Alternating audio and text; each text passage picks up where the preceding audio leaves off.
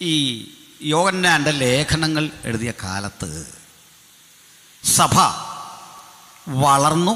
അതിന് ധാരാളം ഇടങ്ങളിൽ പ്രാദേശിക കൂട്ടായ്മകൾ ആരംഭിച്ചു. ലക്ഷക്കണക്കിന് മനുഷ്യർ അന്ന് തന്നെ ഈ സഭയുടെ ഭാഗമായിട്ടുണ്ട്. ഒരു നൂറ്റാണ്ട് പോലും കഴിഞ്ഞില്ല, യോഹന്നാൻ ജീവിച്ചിരിക്കുക.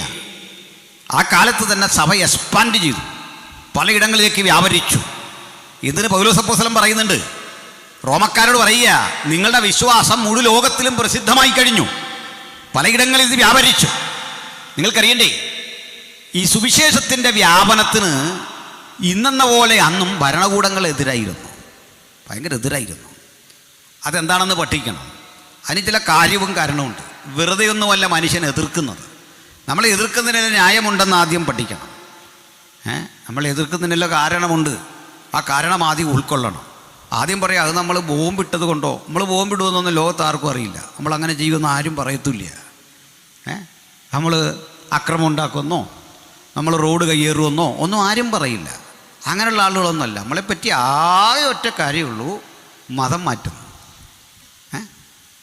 അങ്ങനെയാണ് മതം മാറ്റാൻ ചെല്ലുന്നത്. വേറെ ഒരു പരാതി നമ്മളെപ്പറ്റി ആരും പറയുന്നില്ല. പിന്നെ ഒറ്റപ്പെട്ട് മനുഷ്യരുടെ വല്ല തെറ്റുമൊക്കെ ഉണ്ടെങ്കിൽ അതെടുത്ത് പറയും. അച്ഛന്മാരോ പാസ്റ്റർമാരോ ഒക്കെ തെറ്റ് ചെയ്താൽ അത് കൂടുതൽ പർവ്വതീകരിക്കും. കന്യാസ്ത്രീകളോ ബിഷപ്പുമാരോ ഒക്കെ ചെയ്താൽ അത് മറ്റുള്ളവർ ആഘോഷിക്കും. അതല്ലാതെ നമ്മളോട് പ്രത്യേകിച്ച് എതിർപ്പൊന്നും ലോകത്തിനില്ല, സ്നേഹം തന്നെ ഉള്ളൂ. നിങ്ങൾ ഇസ്രയേലിൽ ചെന്ന ഒരു കാഴ്ച കാണാം. അവിടെ പാലസ്തീനികളുണ്ട്, അവിടെ യഹൂദന്മാരുമുണ്ട്, ക്രൈസ്തവരുമുണ്ട്. നമ്മളറിയുന്ന പോലെ ഈ പാലസ്തീനികളും ജൂതന്മാരും നല്ല പ്രശ്നമാണ്, നമുക്കറിയാനുള്ളത്. പക്ഷെ അതിൻ്റെ ഇടയ്ക്കാണ് ക്രൈസ്തവരുടെ പ്രത്യേകത, അവർ രണ്ടു കൂട്ടരോട് സ്നേഹമാണ്. പാലസ്തീനികളോടും പറയും അടി വെക്കാൻ പോകാതെ, യഹൂദന്മാരോടും പറയും നിങ്ങൾ അടി വെക്കാതെ ശാന്തമായിട്ട് പോകും. അപ്പോൾ നമ്മുടെ സാന്നിധ്യം അവിടെ ഇല്ലെങ്കിൽ ആ സ്ഥലം എങ്ങനെ കിടക്കുമോ നിങ്ങളൊന്ന് ആലോചിച്ചാൽ മതി. അപ്പോൾ നമ്മുടെ ആ സാന്നിധ്യം അവർക്കറിയാം. അത് ഞാൻ സാധാരണഗതിയിൽ മറ്റൊരു രൂപത്തിൽ പറയാറുണ്ട്.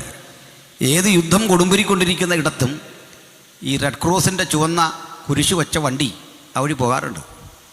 ആ വണ്ടി ആരും വെടിവെക്കുകയല്ല, ആ വണ്ടി ആരും ആക്രമിക്കുകയല്ല. കാരണം അതിൽ മരുന്നാണ്. അതിൽ യുദ്ധത്തിൽ വെടിയേറ്റ് വീഴുന്ന, മുറിവേറ്റ് വീഴുന്ന മനുഷ്യനെ പെറുക്കിയെടുത്ത്, അത് പാകിസ്ഥാനിയാകട്ടെ ഇന്ത്യക്കാരനാകട്ടെ അവൻ ഉക്രൈൻകാരനാകട്ടെ, അവരുടെ മുമ്പിൽ മുറിവേറ്റവനെന്നേ ഉള്ളൂ, ഈ വണ്ടിയിൽ കൊണ്ടുപോയി ശുശ്രൂഷിക്കുകയാണ്, പണമൊന്നും വാങ്ങാതെ. അതാണ് കന്യാസ്ത്രീകളുടെയൊക്കെ ജോലി, അതാണ്. അതിനാണ് ഞാൻ കഴിഞ്ഞ ദിവസം അല്പം വികാരാധീനനായി ഇതേപ്പറ്റി പറഞ്ഞത്. അതൊന്ന് പഠിക്കാനുണ്ട്. ഈ ഒരു കുടുംബത്തിൽ നിന്ന് ഒരു കന്യാസ്ത്രീയോ ഒരു പുരോഹിതനൊക്കെ ഉണ്ടാകുമ്പോൾ നമ്മൾ കാണുന്നത് അതത്ര എളുപ്പമല്ല. അല്ലെങ്കിൽ ഒരു പാസ്റ്റർ ഉണ്ടാവുക എളുപ്പമല്ല. നിങ്ങൾക്ക് ഇന്നറിയാം, ബൈബിൾ ഷൂട്ടുകളും സെമിനാരികളും ഒക്കെ കുട്ടികളില്ലാതിരിക്കുന്നൊരു കാലഘട്ടമാണ്, പഠിക്കാൻ ആളില്ല, ഭയാനകമായൊരവസ്ഥയാണ്. അപ്പോൾ അവിടെ പഠിച്ചിറങ്ങുന്നത് വിലപിടിപ്പുള്ളൊരു കാര്യമാണ്. അതിലേക്ക് ഞാനൊന്ന് വരാം. 8-10 വർഷങ്ങൾ കാത്തലിക്സ് ആണെങ്കിൽ 12 വർഷം, ഓർത്തഡോക്സും ജേക്കബൈറ്റ്സും പെന്തക്കോസ്റ്റൽ ചർച്ചും എല്ലാം ഒരു സെമിനാറിലാണ് പഠിക്കുക. പലർക്കും അതറിയില്ല. അത് അച്ഛന്മാരും പാസ്റ്റർമാരും ഒക്കെ ഒറ്റ സെമിനാറിലാണ് പഠിക്കുക, അംഗീകൃത സെമിനാറുകളാണെങ്കിൽ. അവിടുന്ന് പുറത്തിറങ്ങുക, പഠിക്കാൻ ചെന്ന് ചേരുമ്പോൾ 100-150 പേരാണ്. പെരിയാർ നിര 8-10 പേരേ കാണുള്ളൂ. ചെന്ന് ചേരുമ്പോൾ ഈ 100 പേര് 150 പേരിൽ നിന്ന് 8-10-15 പേരെ രൂപപ്പെടുത്തുന്ന വലിയ പ്രക്രിയ അവിടെ നടക്കുന്നത്. കന്യാസ്ത്രീകളുടെ അവസ്ഥ എന്താ? 2 കന്യാസ്ത്രീകൾ ഛത്തീസ്ഗഡിൽ പീഡിപ്പിക്കപ്പെട്ടു. അവർ മനുഷ്യക്കടത്ത് നടത്തിയതൊക്കെയാണ് പറയുക. അവർക്കതിൻ്റെ ആവശ്യമൊന്നുള്ള കുടുംബത്തിൽപ്പെട്ടവരല്ലേ, അവർക്ക് അത്യാവശ്യം ജീവിത പശ്ചാത്തലമുണ്ട്, നല്ല കുടുംബത്തിൽപ്പെട്ട മനുഷ്യരാണ്. അവരെ മൃഗീയമായ അവസ്ഥയിൽ കയ്യേറ്റം ചെയ്യുകയും മനുഷ്യക്കടത്ത് നടത്തി എന്നൊക്കെ പറയുകയും ചെയ്യുമ്പോൾ ഒരു കാര്യം മനസ്സിലാക്കണം, ഇവരൊക്കെ പ്രവൃത്തി എന്താ? നമ്മൾ ഈ കേരളത്തിൽ കാണുന്ന പോലെയല്ല. കേരളം നമുക്കൊക്കെ ഒരു സേഫ് സോണാണ്. അതുകൊണ്ടാണ് സഭകളുടെ പേരിലൊക്കെ ഇത്രയും വലിയ അടി നടക്കുന്നത്. ഇവിടെ യാക്കോബയ, ഓർത്തഡോക്സ, പെന്തിക്കോസ, ബ്രദറിനാണെന്നൊക്കെ പറഞ്ഞൊക്കെ അടിക്കാൻ പറ്റും.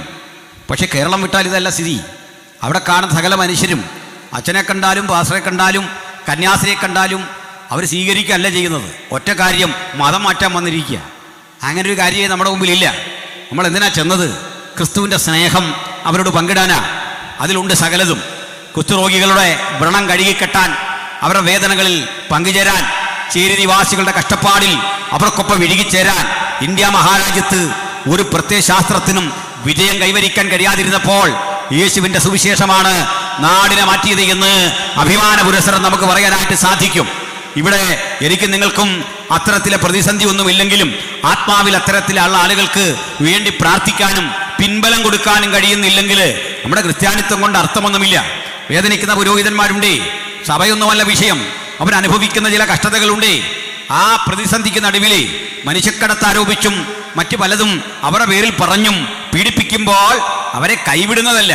കാരണം കൈവിടുന്നവരെ കുറിച്ച് പറയുക, അന്ന് അവർ അന്യോന്യം ഏൽപ്പിച്ചു കൊടുക്കും. ഇവർക്ക് എന്തിനാ ഇതിൻ്റെ ആവശ്യം എന്ന് ചോദിക്കും. പ്രിയപ്പെട്ടവരെ, സഹായിച്ചില്ലെങ്കിലും നമ്മുടെ നാവിൽ നിന്ന് പുറത്തു വരേണ്ടതേ അവരെ തള്ളിപ്പറയുന്ന വാക്കല്ല. പീഡിപ്പിക്കപ്പെടുന്നവനറിയാം അതിൻ്റെ വേദന. ആലോചിച്ചു നോക്ക്, ഒരു കന്യാസ്ത്രീ അവർക്ക് നിരന്തരമായി ചേരി പ്രദേശങ്ങളിലെ ത്വക്ക് രോഗബാധിതരായ ആളുകളോടൊപ്പം ഇടപഴകിയപ്പോൾ അവർക്ക് അവരുടെ ശരീരത്തിലും ത്വക്ക് രോഗമുണ്ടായി, അവർക്ക് ആർത്രൈറ്റിസ് ഉണ്ടായി. അവർ പൊട്ടിപ്പൊളിഞ്ഞ ആ ജയിലറയ്ക്കകത്ത് കിടക്കുമ്പോഴേ 8-9 ദിവസം കിടക്കുക. വടക്കേന്ത്യയാണെന്ന് ഓർക്കണം, വേണ്ടത്ര പരിഗണന ഉണ്ടാവില്ല, പലതരം പ്രശ്നങ്ങൾ, അത് ക്രിമിനൽ കുറ്റം ചുമത്തി കൊണ്ടിട്ടിരിക്കുക. ഈ സ്ഥലത്ത് കിടക്കുന്ന 9 രാവും പകലും അവിടെ കിടക്കുന്ന മനുഷ്യൻ്റെ മാനസികാവസ്ഥ സ്ത്രീയാണെന്ന് ഓർക്കണം. നിങ്ങളൊന്ന് ചിന്തിച്ചു നോക്ക്, അതിൻ്റെ ഭീകരത എത്ര വലുതാണെന്ന്. അവർക്കിതിൻ്റെ ആവശ്യമുണ്ടോ, എന്തിനു പോയി എന്നൊക്കെ ചോദിക്കുന്നതിനപ്പുറത്തെ നിയോഗമുള്ളവരെ കൊണ്ട് ദൈവം ചില വലിയ കാര്യങ്ങൾ ചെയ്യിക്കുന്നത്. എനിക്ക് നിങ്ങൾക്ക് നിയോഗമുണ്ടെങ്കിൽ, ആത്മനിയോഗമുണ്ടെങ്കിൽ ദേശത്തെ മാറ്റിയെടുക്കാൻ പാകത്തിനുള്ള ഒരു ഉൾക്കരുത്ത് ദൈവം നമ്മുടെ എല്ലാം ഉള്ളിൽ തന്നിട്ടുണ്ടേ. അതിനെ ഒന്ന് പ്രയോജനപ്പെടുത്താൻ വേണ്ടിയുള്ള ഒരു പുനർവിചിന്തനത്തിൻ്റെ രാത്രിയാകണമെന്ന്. അതുകൊണ്ട് ഇവിടെ വന്നിരിക്കുന്നവർ മാത്രമല്ല, ഈ പന്തലിന് പരിസരത്തിരുന്ന് വചനം കേൾക്കുന്ന എൻ്റെ സഹോദരങ്ങളെ, ഉറങ്ങേണ്ട ഒരു സമയമൊന്നുമല്ല. കാലമാകെ മാറിയിരിക്കുന്നു. ആർക്കും പ്രവർത്തിച്ചുകൂടാത്ത രാത്രി വരുന്നു. പിശാച് അതിശക്തിയോടെ ഇളകിയിരിക്കുന്നു, ആകപ്പാടെ മാറിയിരിക്കുന്നു. ഈ പരിസ്ഥിതിയിൽ പ്രാർത്ഥനാ പുരസരമുള്ള പ്രവർത്തനങ്ങൾ ഏറ്റവും അത്യന്താപേക്ഷിതമാകേണ്ട ഒരു കാലഘട്ടത്തിൻ്റെ ഉത്തരവാദിത്വം എനിക്ക് നിങ്ങൾക്കുമുണ്ട് എന്ന് മറക്കാതിരിക്കുക. അപ്പോൾ യോഹന്നാൻ ഇത് എഴുതുന്ന കാലത്തിലേക്ക് വരാം. 1-ാം നൂറ്റാണ്ടിൽ തന്നെ സഭ വ്യാപരിച്ചു. അതിൻ്റെ സംവിധാനങ്ങൾ ഇന്നെന്ന് കാണുന്ന പോലെയുള്ള ഹെഡ് ക്വാർട്ടറുകളൊന്നുമില്ല. നമ്മൾ ഈ കാണുന്ന പോലുള്ള സംവിധാനങ്ങളൊന്നും ഇല്ലാത്ത പഴയ കാലത്ത് സഭ വ്യാപരിച്ചു, അല്ലാതെ അത് വിജയിച്ചു. പക്ഷേ ഒരു പ്രശ്നം, നമ്മുടെ ഇരിക്കുന്ന ബൈബിളൊന്നും അവരുടെ ഇല്ല. പിന്നെ ഉള്ളത് ഈ ലേഖനങ്ങൾ, ചാക്രിക ലേഖനങ്ങൾ, അതായത് സർക്കുലേറ്റിംഗ് ലെറ്റർ. ഇവിടെ ഒരാഴ്ച നമുക്ക് കിട്ടും, അത് അടുത്ത ആഴ്ച വേറൊരിടത്ത് കൊണ്ട് കൊടുക്കണം. അപ്പോൾ പഴയത് പണ്ടങ്ങനെ കേരളത്തിൽ നമുക്ക് ഒരവസ്ഥ ഉണ്ടായിരുന്നു. മിഷണറിമാർ ഇന്ത്യയിൽ വരുന്നതിന് മുമ്പ് സുറിയാനി ഭാഷയിലെ ബൈബിളാണുള്ളത്. അത് തന്നെ എല്ലാ പോർഷനും ഇല്ല, അത് തന്നെ ഭാഗികമാണ്. ഇന്ന് ഓമല്ലൂർ വായിച്ചെങ്കിൽ അടുത്ത ആഴ്ച കോഴഞ്ചേരി കൊണ്ടുപോകുന്നത്. അങ്ങനെ കറങ്ങുന്ന ഒരു കാലഘട്ടമായിരുന്നു. ഇതിനൊക്കെ മാറ്റം ഉണ്ടാക്കിയത് മലയാള ഭാഷയിലൂടെ ബൈബിള് വന്ന ശേഷമാണ്, അല്ലേ? അപ്പോൾ തിമ്മപ്പാ പിള്ളയും ഒക്കെ ബൈബിള് മലയാളത്തിലേക്ക് പരിഭാഷപ്പെടുത്തിയൊരു കാലം. തോമസ് റമ്പാനാണ് ഇതിന് ആദിമകാല തുടക്കം കുറിക്കുന്നത്, ഫിലിപ്പോസ് റമ്പാൻ. അപ്പോൾ ഫിലിപ്പോസ് റമ്പാൻ്റെ കാലത്ത് ഈ പരിഭാഷയ്ക്ക് തുടക്കം കുറിക്കുന്നുണ്ട്. പക്ഷേ 4 സുവിശേഷങ്ങളെ ആദ്യകാലങ്ങളിൽ പരിഭാഷപ്പെടുത്താനായിട്ട് സാധിച്ചുള്ളൂ. ബൈബിള് സമ്പൂർണ്ണമായ അളവിൽ ഉണ്ടാകുന്നത് ആംഗ്ലിക്കൻ ചർച്ചുകൾ, ഇന്ന് നമ്മൾ CSI എന്ന് വിളിക്കുന്ന സഭകൾ കോട്ടയത്ത് വന്ന് പ്രവർത്തനം ആരംഭിച്ച അനന്തരമാണ് ഇന്ന് കാണുന്ന തരത്തിൽ ഈ പുസ്തകം നമ്മുടെ പക്കലേക്ക് എത്തുന്നത്. അതുവരെ വായന വിരളമായിരുന്നു, അർത്ഥമൊന്നും ആർക്കും അറിയില്ല. അങ്ങനെയാണ് നമ്മുടെ നൂറ്റാണ്ടുകൾ കഴിഞ്ഞതെങ്കിൽ 1-ാം നൂറ്റാണ്ടിലെ അവസ്ഥ ആലോചിച്ച് നോക്ക്. അപ്പോസ്തലന്മാർ അവസ്ഥ കേൾക്കണ്ടേ? അവർ പലരും തടവില, ചിലർ മരിച്ചു കഴിഞ്ഞു, അവരെവിടേക്കോ ചിതറിക്കിടക്കുക. ഇന്നത്തെ പോലെ കമ്മ്യൂണിക്കേഷന് സൗകര്യമൊന്നുമില്ല. അപ്പോൾ ചില ബിരുദന്മാർ സഭയ്ക്കുള്ളിൽ നുഴഞ്ഞു കയറി. അവർ യേശുവിനെ പറ്റി യേശുവോ അപ്പോസ്തലന്മാരോ ചിന്തിക്കാത്ത 100 കാര്യങ്ങൾ പഠിപ്പിച്ചു. അതിലൊരു കാര്യം നിങ്ങൾ കേൾക്കേണ്ടതാണ്. അവർ പഠിപ്പിച്ചൊരു കാര്യം, ഈ ശരീരം അല്ലെങ്കിൽ പദാർത്ഥം ഓർ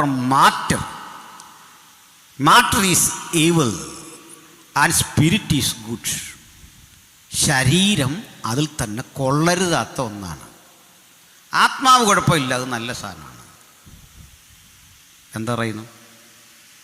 ചിലപ്പോൾ നമുക്കും അങ്ങനെയൊക്കെ തോന്നിയിട്ടുണ്ട്, അല്ലേ? ശരീരം ഇതിൽ തന്നെ മാലിന്യമാണ്, തിന്മയാണ്, കുഴപ്പം പിടിച്ചതാണ്. ആത്മാവിന് ആ പ്രശ്നമില്ല. അപ്പോൾ ദൈവം ആത്മാവാണ്, അതും നമ്മൾ അംഗീകരിച്ചു. ആത്മാവായ ദൈവത്തിന് ഒരു ശരീരമെടുക്കാൻ സാധിക്കില്ല. ആത്മാവായ ദൈവം ശരീരമെടുത്തു എന്ന് വന്നാൽ ഈ ഗുഡ് ഈവിളായി മാറി, തിന്മയായി മാറി. ഒരു ഫിലോസഫിയാണ്.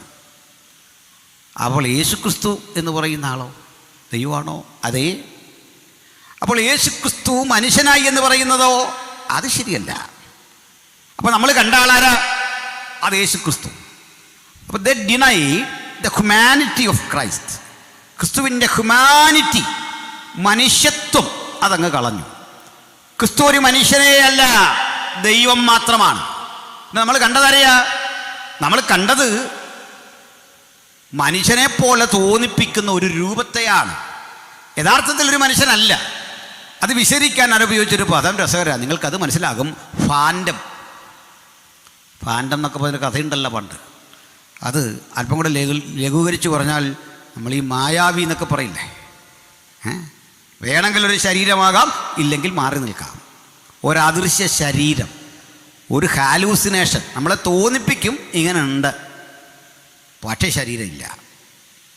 ഇതാണ് അവർ യേശുക്രിസ്തുവിനെ കുറിച്ച് പറഞ്ഞത്. അതേസമയത്ത് വേറെ വീട്ടിൽ നേരെ തിരിച്ചു പറഞ്ഞു, അവനെ ശരീരമാവുള്ളത്, ആത്മാവുണ്ട് നമ്മുടെ കൊണ്ട് തന്നെ, ദൈവത്വം ഇല്ല. ദൈവത്വം ഉണ്ട് നമുക്കുള്ള പോലെ, നമ്മൾ ദൈവത്വം ഇല്ലേ അതുപോലുണ്ട്.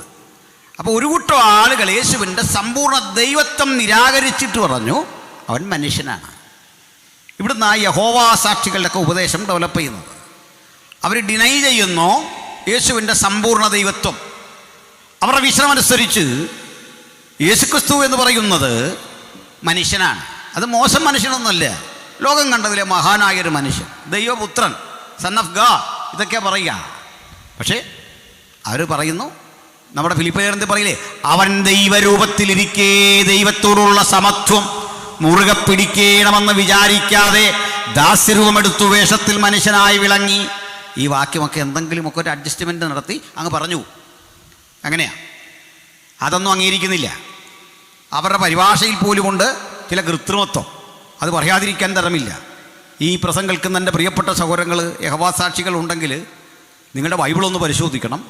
ലോകത്ത് അനവധി ക്രൈസ്തവ സഭകളുണ്ടെങ്കിലും വ്യാഖ്യാനം പലതാണെങ്കിലും ആരും ബൈബിൾ തിരുത്തിയിട്ടില്ല. ബൈബിൾ മനഃപൂർവ്വം തിരുത്തിയിട്ടുള്ള ഒറ്റ കമ്മ്യൂണിറ്റിയെ ലോകത്തുള്ളൂ, അത് യഹോവ വിറ്റ്നസ്സാണ്. തെളിവ് തന്നേ ഞാൻ പറയൂ. നിങ്ങൾ വീട്ടിൽ ചെന്നിട്ട് യഹോവ സാക്ഷികളുടെ ബൈബിളുണ്ട്, പുതിയ ലോക ഭാഷാന്തരം, ന്യൂ വേൾഡ് ട്രാൻസ്ലേഷൻ. അത് 2 തരമാണ് ബൈബിൾ അവരുടെ കയ്യിൽ. എന്ന് വെച്ചാൽ അവർ അധ്യാപകരിരിക്കുന്ന പുസ്തകമൊന്നും നമ്മുടെ ഈ തരികയില്ല, അത് വേറെയാണ്.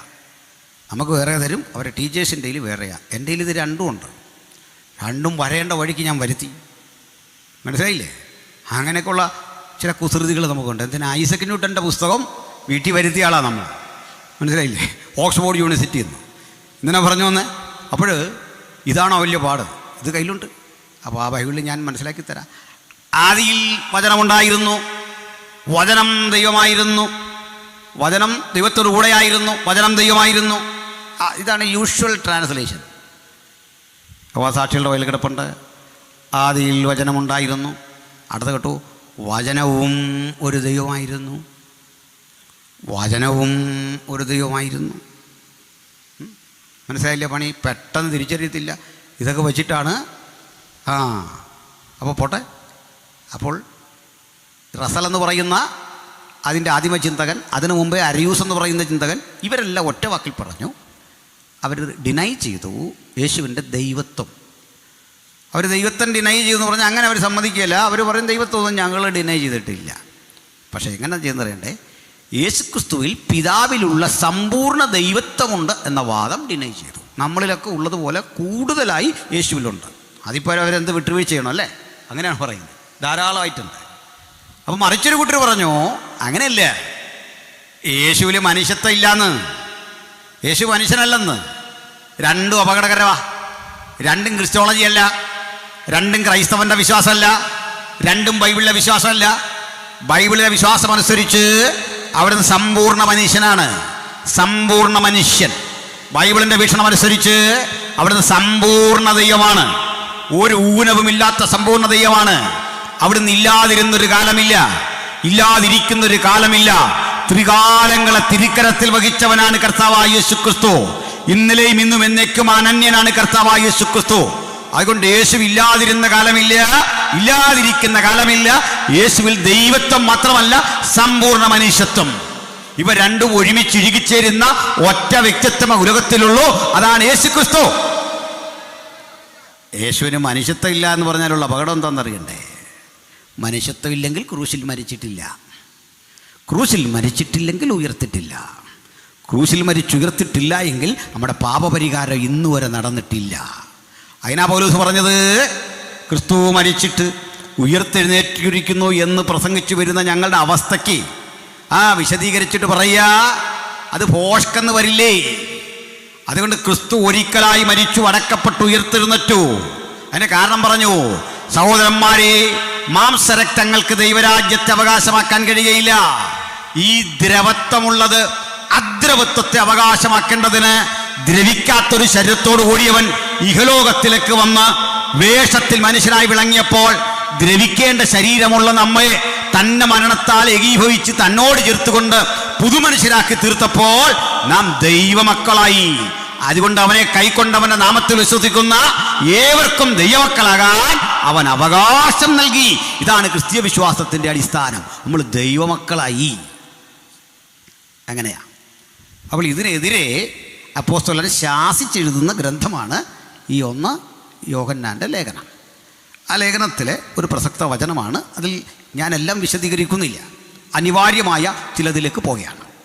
പ്രിയരെ, ഇവിടെ ഒരു പദം കണ്ടു, പിശാചിൻ്റെ പ്രവൃത്തികളെ അഴിക്കുക. നമുക്ക് അതിലേക്കൊന്ന് വരണം. എന്താണ് ഈ പിശാചിൻ്റെ പ്രവൃത്തി? ആദ്യം തെറ്റിക്കാതെ വാക്യം വായിക്കുമെങ്കിൽ ഒരാളൊന്ന് സഹായിക്കോ? വാക്യ തെളിവോടുകൂടി. അല്ലെ വായിക്കുന്നവരെയും മൈക്ക് കൊടുത്താലും മതി. ഒരു സഹായം ചെയ്യോ? തെറ്റിക്കാൻ പാടില്ല. അപ്പോൾ നമുക്ക് ഒന്ന് എടുത്തു വെച്ച് ഞാൻ നേരത്തെ പറയാം. തെറ്റിയെന്നോർത്ത് വഴക്കൊന്നും പറയില്ല, അതോർത്ത് പേടിക്കണ്ട. അപ്പോൾ നമുക്ക് യെശയ്യാ പ്രവചനത്തിലേക്ക് വരാം. അതിൻ്റെ 14 അധ്യായത്തിൽ പരിചിതമായൊരു വേദഭാഗം, അതിൻ്റെ 13 വേദഭാഗങ്ങൾ ഒന്ന് വായിച്ചു. 12 മുതൽ യെശയ്യാ 14:12 മുതൽ. ഒരു മൈക്കം കൊടുത്താൽ കൊള്ളാം. മൈക്ക് വേണം. മൈക്ക് വേണമെന്ന് പറഞ്ഞപ്പോഴോ എങ്ങനെ വേണമെന്ന് ഞാൻ പറയാം. മൈക്കിൽ കൂടെ പറ. അരുണോദയപുത്രനായ ശുക്ര, നീ എങ്ങനെ ആകാശത്ത് നിന്ന് വീണു? ജാതികളെ താഴ്ത്തിക്കളഞ്ഞവനെ, നീ എങ്ങനെ വെട്ടേറ്റ് നിലത്ത് വീണു? ഞാൻ സ്വർഗത്തിൽ കയറും, എന്റെ സിംഹാസനം ദൈവത്തിന്റെ നക്ഷത്രങ്ങൾക്ക് മീതെ വയ്ക്കും. ഉത്തരദിക്കിന്റെ അതിർത്തിയിൽ സമാഗമ പർവ്വതത്തിന്മേൽ ഞാൻ ഇരുന്നരുളും. ഞാൻ മേഘോന്നതങ്ങൾക്ക് മീതെ കയറും, ഞാൻ അത്യുന്നതനോട് സമനാകും എന്നല്ലോ നീ ഹൃദയത്തിൽ പറഞ്ഞത്. തൽക്കാലം നിർത്തണം. നമുക്ക് എസെക്കിയേൽ 28:13 റെഡിയാക്കി വെച്ചോണം. 12 മുതൽ റെഡിയാക്കി വെച്ചോണം. അപ്പോൾ നമുക്ക് ഇതൊന്ന് ഗ്രഹിച്ചു പോകണം. പിശാച് എന്താണെന്ന് അറിയണമല്ലോ. ആദ്യം നമുക്ക് പലർക്കും അറിവുള്ളൊരു കാര്യമുണ്ട്.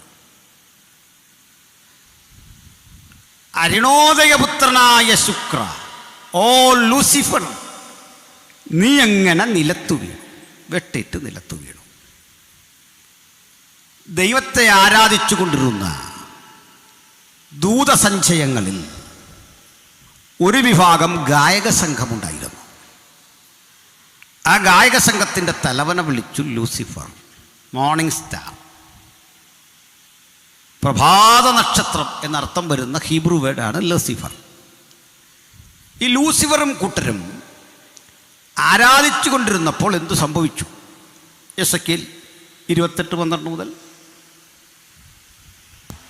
മനുഷ്യപുത്ര, നീ സോർ രാജാവിനെ കുറിച്ച് ഒരു വിലാപം തുടങ്ങി അവനോട് പറയേണ്ടത്, യഹോവയായ കർത്താവ് ഇപ്രകാരം അരുളി ചെയ്യുന്നു, നീ മാതൃകാ മുദ്രയാകുന്നു, നീ ജ്ഞാനസമ്പൂർണനും സൗന്ദര്യസമ്പൂർണനും തന്നെ. നീ ദൈവത്തിന്റെ തോട്ടമായ ഏദനിലായിരുന്നു.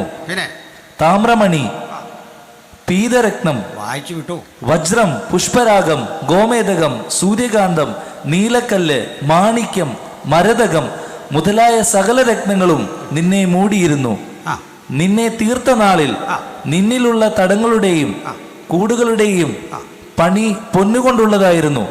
നീ ചിറക് വിടർത്തി മറയ്ക്കുന്ന കെരൂബാകുന്നു. ഞാൻ നിന്നെ വിശുദ്ധ ദേവപർവ്വതത്തിൽ ഇരുത്തിയിരുന്നു. നീ അഗ്നിമയ രഥങ്ങളുടെ മധ്യയെ സഞ്ചരിച്ചു പോന്നു. നിന്നെ സൃഷ്ടിച്ച നാൾ മുതൽ നിങ്ങൾ നീതികേട് കണ്ടതുവരെ നീ നടപ്പിൽ നിഷ്കളങ്കനായിരുന്നു. നിന്റെ വ്യാപാരത്തിന്റെ പെരുപ്പം നിമിത്തം നിന്റെ അന്തർഭാഗം സാഹസം കൊണ്ട് നിറഞ്ഞു. നീ പാപം ചെയ്തു. അതുകൊണ്ട് ഞാൻ നിന്നെ അശുദ്ധനെണ്ണി ദേവപർവ്വതത്തിൽ നിന്ന് തള്ളിക്കളഞ്ഞു. മറയ്ക്കുന്ന കെരൂബേ, ഞാൻ നിന്നെ അഗ്നിമയ രഥങ്ങളുടെ മധ്യേ നിന്ന് മുടിച്ചു കളഞ്ഞു. തൽക്കാലം നിർത്താം. യെശയ്യാവിലേക്ക് തിരിച്ചു വരണം. റെഡി ആയിട്ടിരുന്നോണം. ഇവിടെ രണ്ടും ചേർത്ത് പഠിക്കുമ്പോൾ രണ്ട് രാജാക്കന്മാരെ അഭിസംബോധന ചെയ്ത് സംസാരിക്കുന്നതാണ്. ഒരിടത്ത് ബാബേൽ രാജാവാണ് കഥാപാത്രം, മറ്റിടത്ത് സോർ പ്രഭുവാണ് കഥാപാത്രം. ബാബിലോണ്യ രാജാവിനെ പരാമർശിച്ചുകൊണ്ടൊരു ദൂതന്റെ പേരിട്ട് വിളിച്ചു, ലൂസിഫർ, നീ വെട്ടറ്റ് നിലത്ത് വീണത് എങ്ങനെ? ഇനി ഇതിൻ്റെ കൂട്ടിച്ചേർത്ത് വായിക്കേണ്ട എസെക്കിയേലിലേക്ക് വരുമ്പോൾ പറയുകയാണ്, സോർ പ്രഭുവിനെ കുറിച്ച് നീ ഒരു വിലാപം കഴിച്ച് അവനെക്കുറിച്ച് പറയേണ്ടത്. മറയ്ക്കുന്ന കെരൂബേ, ഞാൻ നിന്നെ ദേവപർവ്വതത്തിൽ ഇരുത്തിയിരുന്നു. നിന്നെ തീർത്ത നാളിൽ, പ്രസക്ത ഭാവം ഞാൻ പറയുന്നത്, നിന്നിലുള്ള കൂടുകളുടെയും തടങ്ങളുടെയും പണി പൊന്നുകൊണ്ടുള്ളതായിരുന്നു. ഇംഗ്ലീഷിലും മറ്റും വായിച്ചാൽ മനസ്സിലാകും. നിന്നെ സൃഷ്ടിച്ച നാളിൽ നിന്റെ ശരീരത്തുണ്ടായിരുന്ന നാദസ്വരങ്ങളുടെയും കുഴലുകളുടെയും പണി, the pipes and harps made out of God, നിന്നിലുള്ള നാദസ്വരങ്ങളുടെയും കുഴലുകളുടെയും പണി പൊന്നുകൊണ്ടുള്ളതായിരുന്നു. നിന്റെ അന്തരംഗം സാഹസം കൊണ്ട് കുളഞ്ഞു. പാട്ടുപാടുമ്പോൾ മനോഹരമായി പുറത്തേക്ക് വരുന്ന ശബ്ദവീജികളിൽ, ഗാനത്തിൻ്റെ മനോഹാരിതയിൽ ആ സ്വർലോകം മുഴുവൻ ഇങ്ങനെ അമർന്നിരുന്ന് ലയിക്കുമ്പോൾ നിന്റെ അന്തരംഗം നിഗളിച്ചു. നിനക്കുള്ള താലന്തിൽ നിഗളിച്ചു, കഴിവിൽ നിഗളിച്ചു. ഇതിനാ തിരുവെടുത്ത് പറയുന്നത്, ജ്ഞാനി ജ്ഞാനത്തെ ചൊല്ലി പ്രശംസിക്കരുത്, ബലവാൻ ബലത്തെ ചൊല്ലി പ്രശംസിക്കരുത്, പ്രശംസിക്കുന്നവൻ കർത്താവിൽ. നമുക്കത് അംഗീകരിക്കുമ്പോഴേ പിശാച് നമ്മ വിട്ടോടും. നാഥാ, ലഭിച്ചതൊന്നും കഴിവല്ല, നിന്റെ കൃപ. കഴിഞ്ഞ സെക്കൻഡ് വരെ അനുഭവിച്ചത് നിന്റെ കൃപ, കൃപ, കൃപ. അന്തരംഗം സാഹസം കൊണ്ട് പുളഞ്ഞു. മറയ്ക്കുന്ന കരൂബേ, നിനക്കൊരു തോന്നൽ വന്നു, ഞാൻ അത്യുന്നതനോട് സമനാകും, എൻ്റെ സിംഹാസനം ദൈവത്തിൻ്റെ സിംഹാസനത്തിൻ്റെ മീതെ വെക്കും. ഇതിൽ പരം വേണോ? കക്ഷിയുടെ പ്രത്യേകത കേട്ടോ. നിന്നെ തീർത്ത നാൾ മുതൽ നടപ്പിൽ നീതികേട് കാണും വരെ നിഷ്കളങ്കനായിരുന്നു. അവിടെ വരെ കൊണ്ടുവന്ന ബൃഹത്തായ നിൻ്റെ അധ്വാനം നിഗളിച്ച് നീ തകർത്ത് കളഞ്ഞു. വചനം കേൾക്കുന്നവരെ, അഹന്തയുടെ നേരിയ അണുക്കളെങ്കിലും ഹൃദയത്തിൽ കിടന്ന് പരിലസിക്കുന്നുണ്ടെങ്കിൽ അത് രോഗമായി തീരും. ഞാൻ ആരോ ആണ്, നിങ്ങളാരോ ആണെന്ന് തോന്നുന്ന ആ തോന്നലുകളെ മുഴുവൻ പടപൊരുതി ജയിക്കണം. ആ തോന്നലുകളാണ് പിശാച്. ആ തോന്നൽ കൊണ്ടാണ് 1, 2 ലോകമഹായുദ്ധങ്ങൾ ഉണ്ടാക്കിയത്. പ്രസിദ്ധങ്ങളായ 21 നാഗരികതകൾ കടപുഴകി വീണത്. കോടിക്കണക്കിന് മനുഷ്യരുടെ രക്തം ചുടിയോര മണ്ണിൽ വീണത്. നിഗളത്തിൻ്റെ അതിരിവിട്ട ആത്മാഭിമാനത്തിൻ്റെ അത്തരമൊരു ബോധം ഇവനിൽ അങ്കുരിച്ചിട്ട് അവൻ ചിന്തിച്ചു, ഞാൻ സ്വർഗത്തിൽ കയറും. ദൈവം അവനെ അഗ്നിമയ രഥങ്ങളുടെ മധ്യയിൽ നിന്ന് മുടിച്ചു കളഞ്ഞു, സ്ഥാനഭ്രഷ്ടനാക്കി. പക്ഷെ യെശയ്യാവിലേക്ക് വരുമ്പോൾ അല്പം കൂടെ കട്ടി കൂട്ടി പറയുക, നീ എങ്ങനെ വെട്ടേറ്റ് നിലത്ത് വീണു.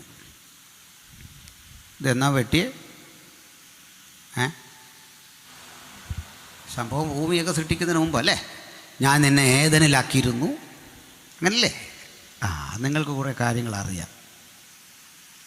പക്ഷെ പ്രശ്നം അതല്ലെന്ന്. കാര്യം അറിയാവുന്ന ആളുകളോടൊരു ചോദ്യം, ഇവനെപ്പറ്റി പറയാം, ജാതികളെ താഴ്ത്തിക്കളഞ്ഞവനെ. നമ്മളൊക്കെ സൃഷ്ടിക്കപ്പെടുന്നതിന് മുമ്പ് ഏത് ജാതി ഇവൻ താഴ്ത്തിയേ? യഹൂദനെയാ? സായിപ്പിനെയാ? ആരെയാ താഴ്ത്തിയേ? അങ്ങനല്ലേ കിടക്കുന്നേ? ഇനിയുണ്ടേ താഴോട്ട് വായിച്ചത്.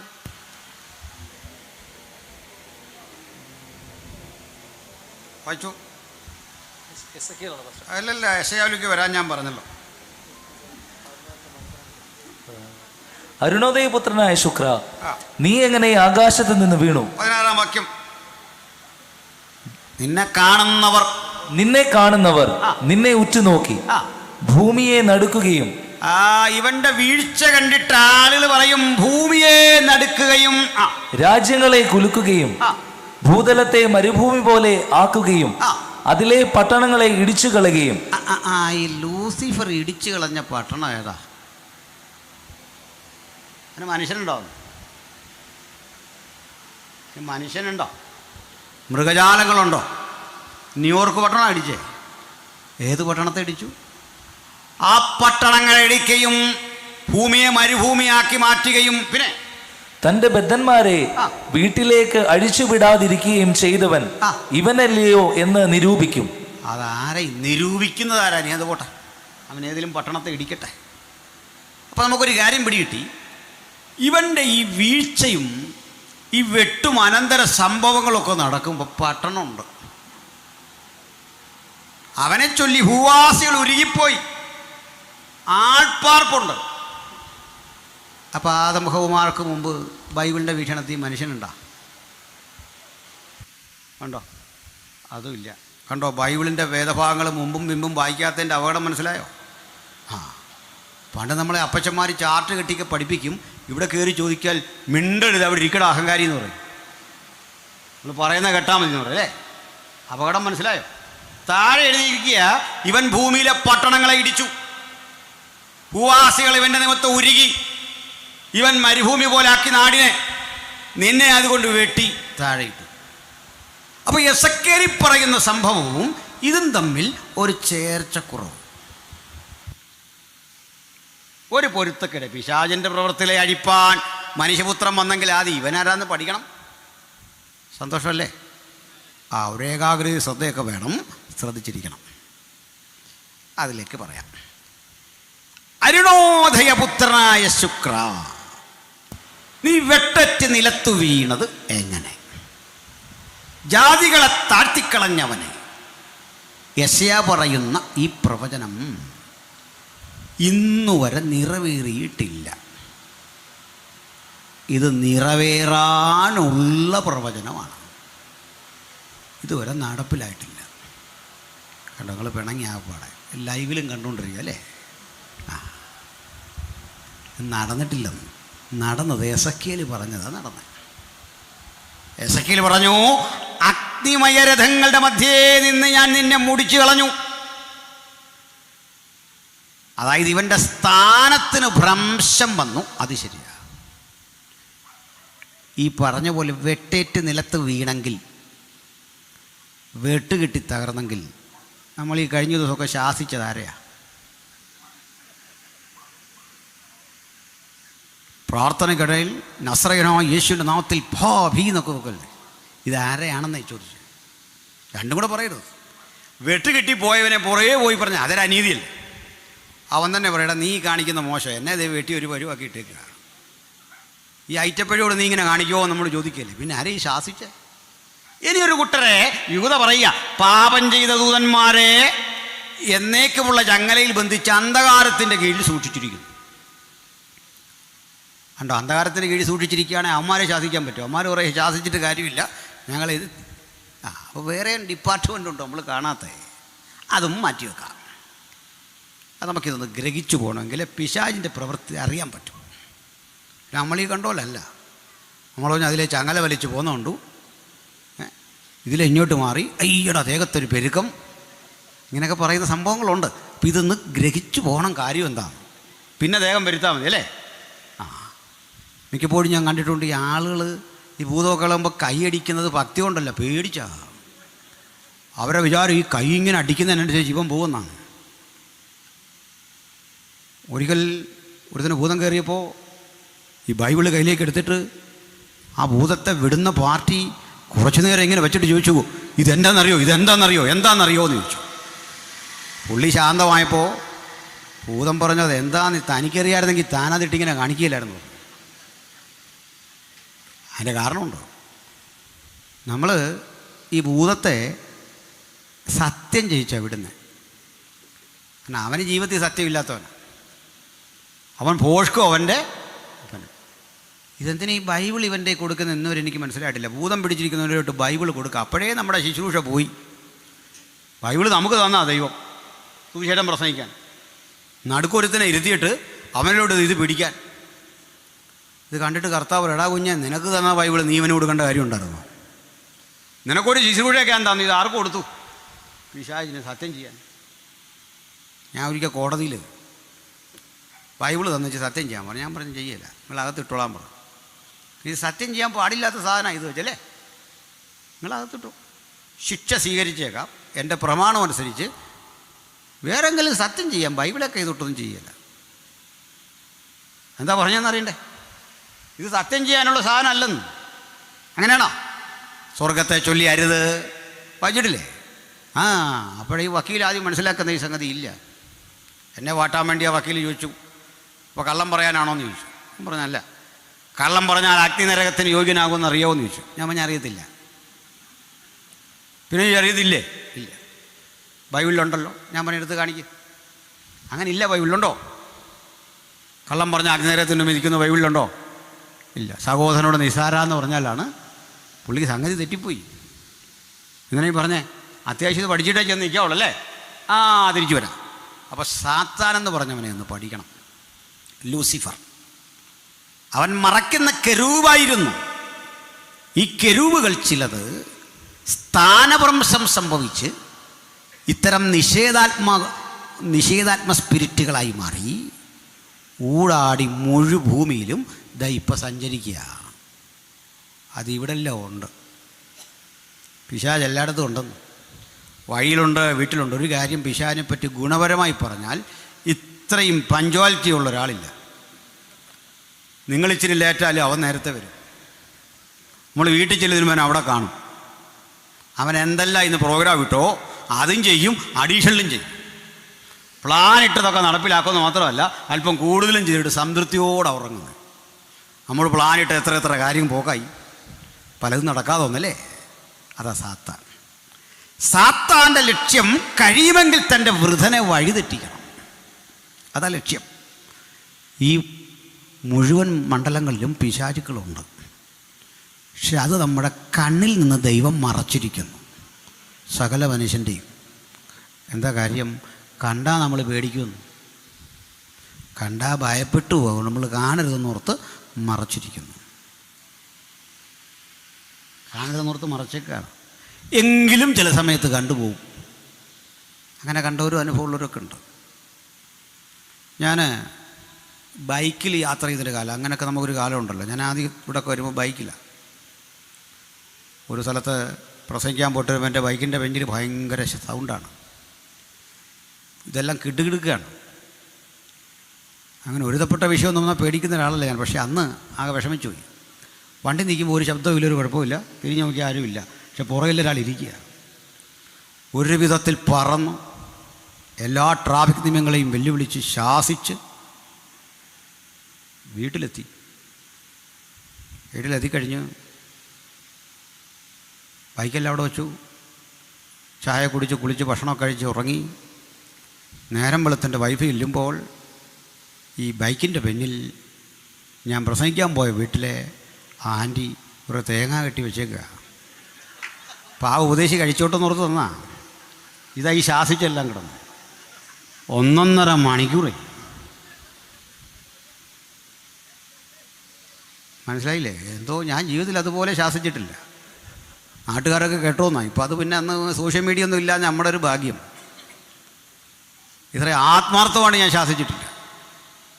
അപ്പം നമ്മൾ എന്നാലും ഈ പരിസരത്തവനുണ്ട്. ഒരു സത്യമാണ്.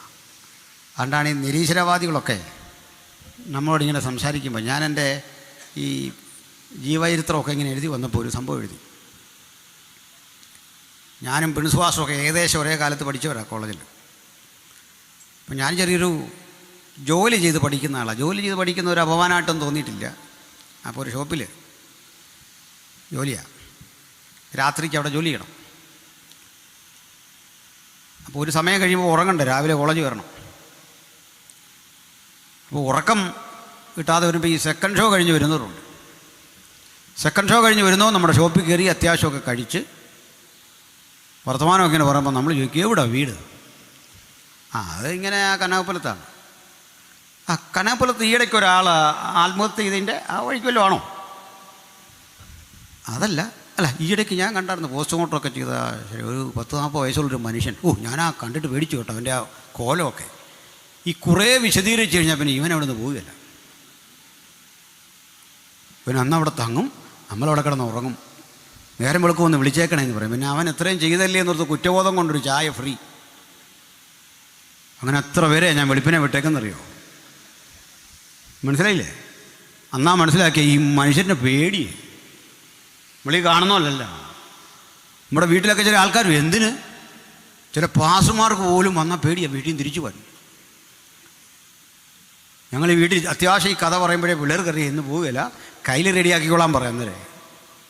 ചില നേച്ചർ കാണുമ്പോഴേ നമുക്കറിയാം ഇന്നിവിടെ തങ്ങും. ഒത്തിരി കഥകളുണ്ട് ഇങ്ങനത്തെ അനുഭവങ്ങൾ പറയാൻ പോവില്ല. ആരെയും കുഴപ്പമില്ലെന്നേ. ഭയം ഒരു യാഥാർത്ഥ്യമാണ്.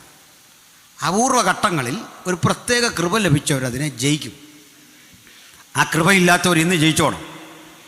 ഹല്ലേലൂയ. പകൽ സൂര്യനെങ്കിലും രാത്രി ചന്ദ്രനെങ്കിലും യഹോവ ഒരു ദോഷവും തട്ടാതെ നമ്മെ പരിപാലിക്കും. അതൊരു ഇമ്മ്യൂണിറ്റി ആയിട്ട് നമ്മുടെ ശരീരത്തിൽ അങ്ങോട്ട് പടർന്ന് കയറട്ടെ. ഭയമുള്ളവർക്കൊക്കെ വേണ്ടി പ്രാർത്ഥിക്കാൻ പോവാം. അങ്ങനെ വെറുതെ വിടത്തില്ല. ജയമെടുത്ത് നമ്മളിന്ന് പോകാൻ പോകുന്നത്. അപ്പോൾ ഈ വിഷയം ഒന്ന് പഠിക്കണം. പാതി വഴി കൊണ്ട് വച്ചിരിക്കുക. അപ്പോൾ ഈ പിശാചുക്കൾ പല രൂപത്തിൽ പ്രവർത്തിക്കുന്നു. ദൈവം മറച്ചു, നിങ്ങൾ അങ്ങോട്ട് പോകരുത്. ആ വഴി ചിന്തിക്കരുത്. ആ മണ്ഡലം മറച്ചു വച്ചിരിക്കുക.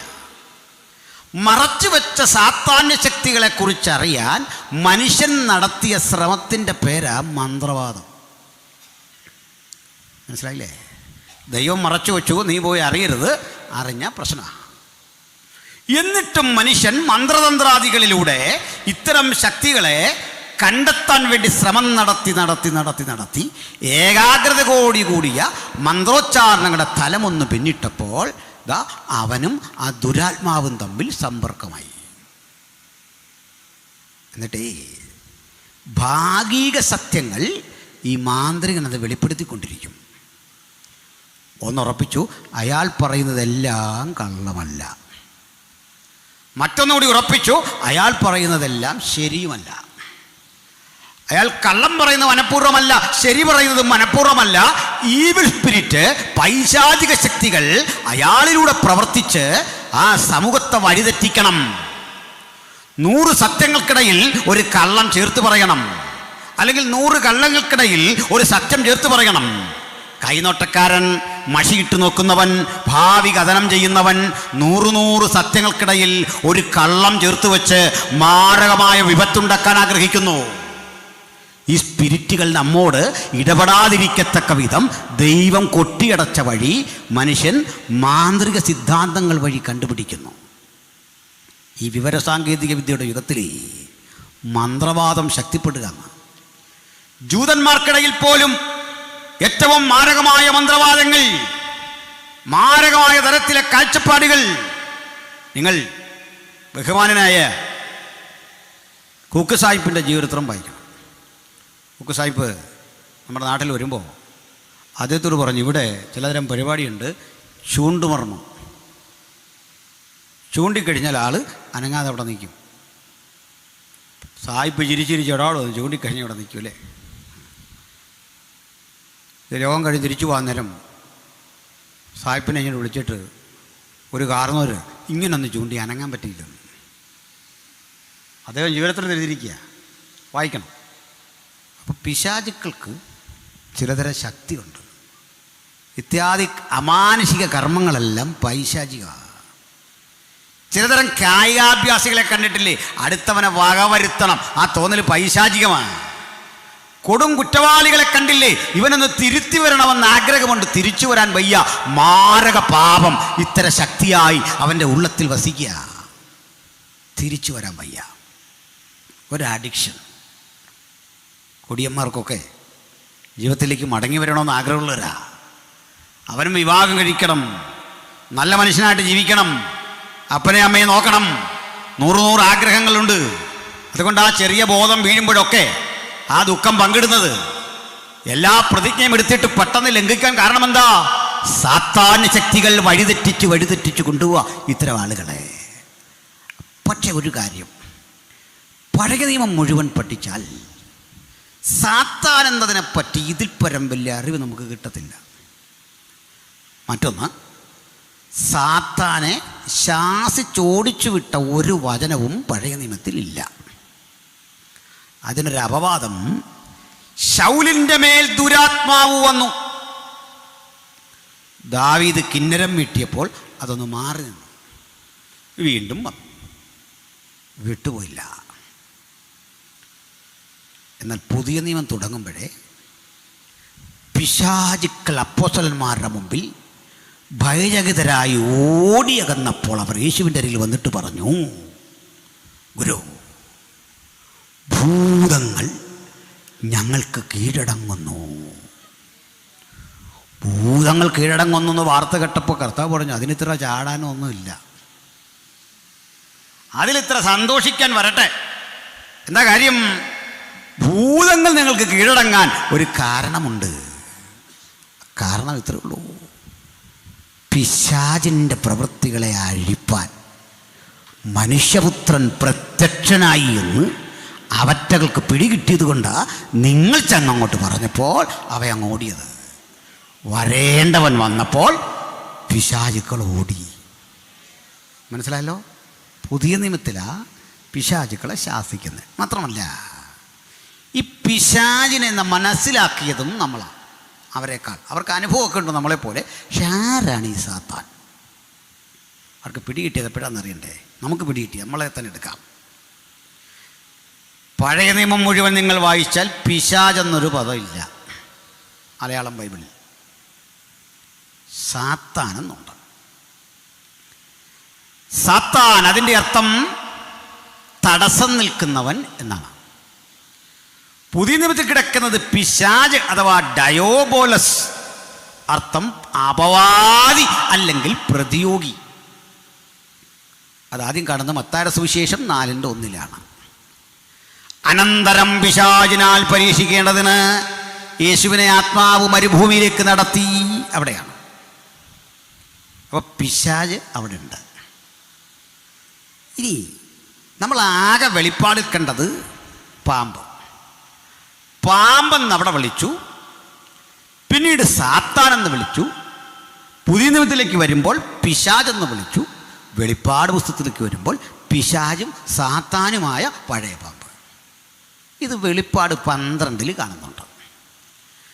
വെളിപ്പാട് 12 സൂര്യനെ അണിഞ്ഞൊരു സ്ത്രീ. ആ സ്ത്രീയെപ്പറ്റി പറയുമ്പോൾ ആകാശത്ത് മറ്റൊരടയാളം കൂടി കാണായി. ഒരു മഹാസർപ്പം. ആ സർപ്പം ഈ സ്ത്രീ പ്രസവിച്ച കുഞ്ഞിനെ വിഴുങ്ങാൻ വരുമ്പോൾ ആ സർപ്പത്തെ നോക്കിക്കൊണ്ട് 13-ാം അധ്യായത്തിലേക്ക് വരുമ്പോൾ വ്യക്തത കൈവരുന്നു. പ്രവാചകൻ പറയുകയാണ്, ഞാൻ നോക്കിക്കൊണ്ടിരിക്കെ കടലിൽ നിന്നൊരു ജീവി പുറപ്പെട്ടു. കടലിൽ നിന്ന് പുറപ്പെട്ട ജീവിയുടെ ഉടല് പുള്ളിപ്പുലിയുടെ, വായ സിംഹത്തിൻ്റെ, കാല് കരടിയുടെ. ഇതൊക്കെ വായിച്ചിട്ടുണ്ടല്ലേ? അതിനകത്തൊരു കൺഫ്യൂഷൻ ഉണ്ടാക്കുകയല്ല. ഒറ്റ വാക്കിൽ ആ ജീവിക്കൊരു പേര് പറയാം, എതിർക്രിസ്തു. അതൊരു മനുഷ്യനാണ്. ആകാശത്തൊരു പാമ്പിനെ കണ്ടു, കടലിൽ നിന്ന് മൃഗീയ സ്വഭാവമുള്ള ഒരു മനുഷ്യനെ കണ്ടു, എതിർക്രിസ്തു. ഇനി വെളിപ്പാട് 12:13 വരും, 13:12 വരുമ്പോൾ മറ്റൊന്നുകൂടി കാണാം. കരയിൽ നിന്നൊരു ജീവി വരുന്നു, കുഞ്ഞാടിനുള്ളതുപോലെ 2 കൊമ്പ്. ഈ 3 ആളും കൂടെ ചേരുന്ന ആ ചേരുവയുടെ പേരാണ് പിശാച്. മനസ്സിലായോ? ഇല്ല. പിശാചിൽ ഈ 3 ഘടകമുണ്ട്. ഒന്നുകൂടെ ലളിതമാക്കി പറഞ്ഞാൽ, പിശാചിൽ ലൂസിഫർ എന്ന പഴയ പാമ്പ്, വരാനിരിക്കുന്ന എതിർക്രിസ്തു എന്ന തന്ത്രശാലിയായ സൂത്രശാലിയായ ഒരു മനുഷ്യൻ. ഇവർക്ക് 2 പേർക്കും ഇടനിലക്കാരനായി വർത്തിക്കുന്ന കള്ളപ്രവാചകൻ എന്ന മറ്റൊരാൾ. ഇവർ അനുകരിക്കുകയാണ്. ലൂസിഫർ ശ്രമിച്ചത് സത്യദൈവത്തിന് തുല്യനാകാം, ഞാൻ സ്വർഗത്തിൽ കയറും, ഞാൻ അത്യുന്നതനോട് സമനാകും, എൻ്റെ സിംഹാസനം അത്യുന്നതൻ്റെ സിംഹാസനത്തിൻ്റെ മീതെ വെക്കും ഈക്വലൈസ് ചെയ്യാനോ മുതിരാനോ ശ്രമിച്ചപ്പോൾ എതിർ ക്രിസ്തു ചെയ്തത് കുഞ്ഞാടിനുള്ളതുപോലെ 2 കൊമ്പ്, കുഞ്ഞാടെന്ന പോലെ സംസാരിച്ച് ആളുകളെ വഴിതെറ്റിക്കുക. കള്ളപ്രവാചകൻ ചെയ്യുന്നതേ വഴിതെറ്റിച്ച് മനുഷ്യരെ കൊണ്ട് വിഗ്രഹാരാധികളാക്കുക. മൃഗത്തിന് പ്രതിമയുണ്ടാക്കി അതിനെ നമസ്കരിക്കുക, മൃഗത്തിന് ശക്തി കൊടുക്കുക, മൃഗത്തിൻ്റെ ഏജൻസിയായി സംസാരിക്കുക. ഇവർ 3 കൂടുന്ന ആ സത്വത്തെ വിളിക്കുന്ന പേരാണ് പിശാച്. 3-ൽ ഒരാളെ വിളിച്ചാലും പിശാചാണ്, 3 പേരെയും ചേർത്ത് വിളിച്ചാലും പിശാചാണ്. ഏകദേശം മനസ്സിലായോ? മനസ്സിലായി. എന്നാൽ വേഗത്തിൽ അത് തീർത്തിട്ട് നമ്മുടെ ഉള്ളടക്കത്തിലേക്ക് വരാം. നിങ്ങൾ ആ ലൂസിഫറിൽ ഇങ്ങനെ കുടുങ്ങി നീക്കുക. അപ്പോഴേ നമ്മുടെ കർത്താവായ യേശുക്രിസ്തു കാലവിളംബമന്യേ വരും. വരവിനോട് ബന്ധപ്പെട്ട് ആദ്യം ചെയ്യുന്ന പ്രവൃത്തി ലൂസിഫർ എന്നവനെ പൂട്ടും. അതോട് ബന്ധപ്പെട്ട് മറ്റൊരു കാര്യമുള്ളത്, എതിർ ക്രിസ്തു എന്നവനും കള്ളപ്രവാചകനുണ്ടല്ലോ സാത്താൻ്റെ കൂടെയുള്ള, ഇവരെ പിടിച്ച് ഗന്ധക തീപ്പൊയ്യയിൽ തള്ളും. അത്രയും മനസ്സിലായോ? മനസ്സിലായില്ല? അതുകൊണ്ട് ഞാൻ പലപ്പോഴും പറയാറുണ്ട്, ഈ ചെറിയ ചെറിയ പൊയ്കയെല്ലാം കൂടെ ഒഴുകി ഗന്ധക തീപ്പൊയ്കയെ ചേരും. മനസ്സിലായില്ലേ? നമ്മളിവിടെ ഒത്തിരി പൊയ്യുണ്ട്, അല്ലെ? അവസാനം എവിടെ ചെല്ലും? പാർഷക്ക് മനസ്സിലായില്ലേ? പാർഷക്ക് മനസ്സിലായിട്ട് മനസ്സിലാകാതെ പോലെ ഇരുന്ന് ചിരിക്കുക. ഗന്ധകത്തിപ്പൊയ്ക അതിലേക്ക് പോയി ചേരും. അച്ഛനിപ്പോഴാണ് ക്ലിക്കായതല്ലേ? അപ്പോൾ ഗന്ധക തീപ്പൊയ്യെ 2 പേരെ ഇട്ടു. ആരൊക്കെയാ? മൃഗവും കള്ളപ്രവാചകനും. മറ്റവനോടാ പൂട്ടിയിട്ടു. കർത്താവ് വന്ന ശേഷം കേട്ടോ. ഇവരവിടെ ചെല്ലുന്നതിന് മുമ്പേ മറ്റൊരു കൂട്ടർ കിടപ്പുണ്ട്. ആ പണ്ടൊരു വട്ടം ദൂതഗണങ്ങളെ പൂട്ടിയിട്ടിട്ടുണ്ട്. യൂദായുടെ ലേഖനത്തിൽ പറയുന്നുണ്ട്, മരെ തുറന്നു വിടുന്നുണ്ട്. വെളിപ്പാട് 50. അഗാധ കൂപം തുറന്നു, പാതാള വെട്ടി കിളിപ്പട പുറപ്പെട്ടു. ചുരുക്കി പറഞ്ഞാൽ നരകലോകം മുഴുവൻ ഈ നരകം കലക്കിക്കൊണ്ടിരിക്കുക. മാരവിടെ കിടക്കുമ്പോൾ ലൂസിഫർ എന്നവരെ ക്യാപ്റ്റൻ മാത്രമില്ല, ക്യാപ്റ്റൻ ഇല്ലാതെ ഇവർ മാത്രം നരകലോകത്ത് ഇങ്ങനെ അവരുടെ പ്രവൃത്തി ചെയ്തുകൊണ്ടിരിക്കുമ്പോൾ കർത്താവായ യേശുക്രിസ്തു ഈ ഭൂമിയിൽ ഒരു മില്ലേനിയം ഓപ്പൺ ചെയ്യും. 1000 ആണ്ട് വാഴ്ച തൻ്റെ ഭക്തരെയും കൊണ്ട്. ഇത്രയും വരെ കൃത്യം വന്നേ. 1000 ആണ്ട് വാഴ്ച എന്തിന്? ഏദനിൽ നഷ്ടപ്പെട്ടു പോയ ആദമ്യ ലോകത്തിൻ്റെ പ്രതാപം പുനഃസ്ഥാപിക്കുക. ആദമേ പാപം ചെയ്യാതിരുന്നെങ്കിൽ നിന്റെ ഒരു ദിവസം ഇങ്ങനെ ശിശു 100 വയസ്സുള്ളവനായി മരിക്കും. ചെന്നായും കുഞ്ഞാടും ഒരുമിച്ച് മേയും. കുട്ടികൾ അണലിയുടെ ആ സുഷിരത്തിൽ കൈയിടും. അത്തരമൊരു ലോകം വരാൻ പോവാ. അണലി കടിച്ചാലൊന്നും വിഷമില്ലാത്ത കാലം വരാൻ പോവാ. ഇന്നിപ്പം അതിഥി അളിയനാന്നൊക്കെ പറഞ്ഞു പോയി അണലിയെ പിടിക്കുന്നവന്മാരുണ്ട്. നമുക്കൊരു അതിഥി ഉണ്ടെന്ന് പറഞ്ഞ് പാമ്പിനെ കയറി പിടിച്ചിട്ട് പാമ്പും കൊത്തിയിട്ട് പോവാ. മനസ്സിലായില്ലേ? പക്ഷെ അന്ന് കുഞ്ഞുങ്ങൾ ഈ അണലിയെ ഇങ്ങനെ ഉരുട്ടിയിട്ട് ടയർ ഉരുട്ടി പണ്ട് നമ്മൾ കളിക്കുന്നല്ലോ കടിക്കാൻ തോന്നുകയല്ല. ആഗ്രഹമില്ലാഞ്ഞിട്ടല്ല, അണലി ഇങ്ങനെ കടിക്കാനായിട്ട് വരുമ്പോഴേക്ക് അതിൻ്റെ ശരീരഭാഷ മുഴുവൻ മാറിപ്പോയിട്ടുണ്ട്. കടിക്കണ്ടെന്നാവും. ഞാനത് പലപ്പോഴും ഓർത്തിട്ടുണ്ട്. ഈ ദാനിയേൽ സിംഹക്കൂട്ടി കിടക്കുമ്പം സിംഹത്തിന് വിശപ്പുമുണ്ട്, കഴിച്ചാൽ കൊള്ളാവുന്നതുണ്ട്. മനസ്സിലായോ? ദാനിയേൽ അങ്ങോട്ട് ചെന്ന് വീണു. വാ തുറക്കാൻ പറ്റുന്നില്ല. സൂപ്പർ ഗ്ലൂ കൊണ്ട് ഒട്ടിച്ചു പോലെ അവിടെ ഇരിക്കുക. ചുരുക്കി പറഞ്ഞാൽ സിംഹം ഇങ്ങനെ ദാനിയേലിനെ ചുംബിച്ചു കിട്ടും. തിന്നാൻ ആഗ്രഹമുണ്ട്, പക്ഷേ വാ തുറക്കാൻ വയ്യ. അങ്ങനെ ചെന്നായും കുഞ്ഞാട് ഒരുമിച്ച് മേയുന്ന കുട്ടികൾ അവയെ കൊണ്ട് കളിക്കുന്ന 1000 ആണ്ട് വാഴ്ച ഏദനിക് സിസ്റ്റം പുനഃസ്ഥാപിക്കും. ലൂസിഫറിനെ പൂട്ടിയിടും. സാത്താനില്ലാത്ത, ഇരുട്ടില്ലാത്ത, തിന്മയില്ലാത്തൊരു ലോകം കാണിച്ചു തന്നിട്ടേ കർത്താവായ യേശുക്രിസ്തു രാജാതിരാജാവായി ഭരിക്കുമ്പോൾ തൻ്റെ കാന്തയായ തിരുസഭ ക്രിസ്തുവിനോട് കൂടെ ഭരിക്കും. അന്ന് ഭൂമിയിൽ ജനനം പിന്നെയുണ്ട്. അത് തിരുസഭയ്ക്കല്ല. കാരണം നമ്മൾ ദൂതതുല്യരായി. വീണ്ടെടുക്കപ്പെട്ട മറ്റു ചില യഹൂദന്മാരും മറ്റ് ജാതികളും ഒക്കെ അവിടെ ഉണ്ട്. അവർക്ക് പ്രജനനമുണ്ട്.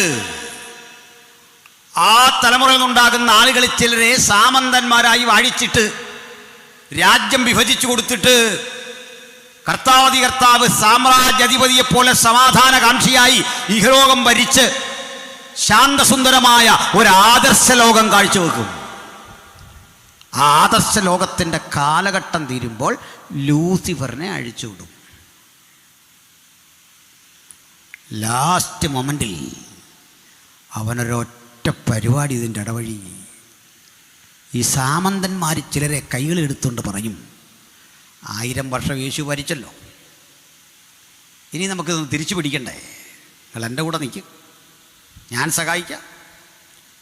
തകർച്ചയുടെ അന്ത്യനിമിഷത്തിലേക്ക് അവൻ അടുക്കുമ്പോൾ അധികാരമോഹം ചിലരിൽ വീണ്ടും കുത്തിവെച്ച്, അത് സഭയല്ല കേട്ടോ, മുമ്പേ പറഞ്ഞ കക്ഷികളെ, അവരെ യേശുവിനെതിരെ തിരിപ്പിച്ച അന്തിമ യുദ്ധത്തിന് വരും. ആ രംഗമാ സങ്കീർത്തനം 2.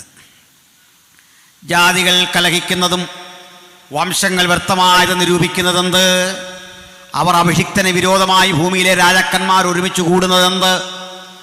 എന്നിട്ട് പറയാ, ഇത് കണ്ടിട്ട് ക്രിസ്തുവിനെ ഭരണസിംഹാസനത്തിൽ നിന്ന് അട്ടിമറിച്ചുകൊണ്ട് രാജ്യം പിടിക്കാൻ വേണ്ടി കടന്നു വരുന്ന ഭൂമിയിലെ രാജാക്കന്മാരെ ബുദ്ധി പഠിക്ക്. കാരണം പിതാവ് ഇത് കണ്ടുകൊണ്ടിരിക്കുക. ഞാൻ നിന്റെ ശത്രുക്കളെ നിന്റെ പാദപീഠമാക്കുവോളം നീ എൻ്റെ വലത്തുഭാഗത്തിരിക്ക എന്ന് പറഞ്ഞ പിതാവ് ഇത് കണ്ടിട്ടേ ന്യായവിധി നടപ്പിലാക്കുന്നതിൻ്റെ ഭാഗമായി അവൻ കോപിക്കും. നിങ്ങൾ വഴിയിൽ വെച്ച് നശിക്കാതിരിപ്പാൻ പുത്രനെ ചുംബിക്കണം, ക്ഷമ പറയണം. ഇതാ 2-ാം സങ്കീർത്തനം, അത് പ്രവചനമാണ്. അപ്പോൾ വീണ്ടും ഭൂതലത്തിലെ മനുഷ്യനെ തെറ്റിക്കാൻ ഈവിൽ സ്പിരിറ്റുള്ള ഈ ലൂസിഫർ നടത്തിയ അന്തിമ ശ്രമം അങ്ങോട്ട് നടക്കുമ്പോൾ അവനെ നമ്മുടെ മിഖായേൽ ഇടപെട്ട് ഒരു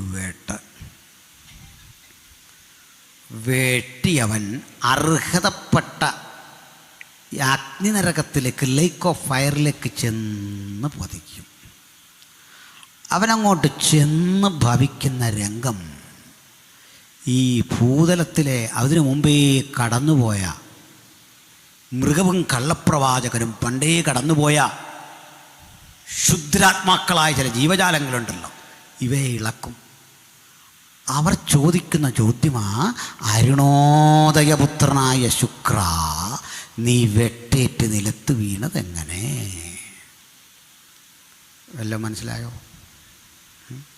ജാതികളെ താഴ്ത്തിക്കളഞ്ഞവനെ, 1000 ആണ്ട് വാഴ്ചയിലേ, ഭൂമിയും അതിലെ പട്ടണങ്ങളും ഇടിച്ചവനെ, ഭൂതലത്തെ മുഴുവൻ മരുഭൂമിയാക്കാൻ ശ്രമിച്ചവനെ, നീ ഞങ്ങൾക്ക് തുല്യനായോ? അങ്ങനെയെങ്കിൽ ആരാണ് ഈ ഞങ്ങൾ? ഇത് പണ്ടേ നടന്നാണെങ്കിൽ ഞങ്ങൾ ആരാണ്? 1000 ആണ്ട് വാഴ്ചയ്ക്ക് ശേഷം നടക്കാനിരിക്കുന്ന പ്രവചനം യെശയ്യാവ് മുൻകൂട്ടി പറഞ്ഞതാ. അപ്പോൾ നിങ്ങൾക്കൊരു സംശയം, ഇത് പാസ്റ്റ് ടെൻസിൽ എന്തിനാണ് എഴുതിയിരിക്കുന്നത്? വീഴുവോ നല്ലല്ലോ, വീണതേ എന്നല്ലേ. അതാ പ്രവചനത്തിൻ്റെ സ്വഭാവം. തെളിവ് തരാം. നമുക്ക് ഒരു ശിശു ജനിച്ചിരിക്കുന്നു, നമുക്ക് ഒരു മകൻ നൽകപ്പെട്ടിരിക്കുന്നു. ഇത് രണ്ടും പറയുമ്പോൾ ശിശു ജനിച്ചിട്ടുമില്ല, മകൻ നൽകപ്പെട്ടിട്ടുമില്ല. 700 കൊല്ലം കഴിഞ്ഞു. പിന്നെന്തിനാ ഇങ്ങനെ പറയുന്നത്?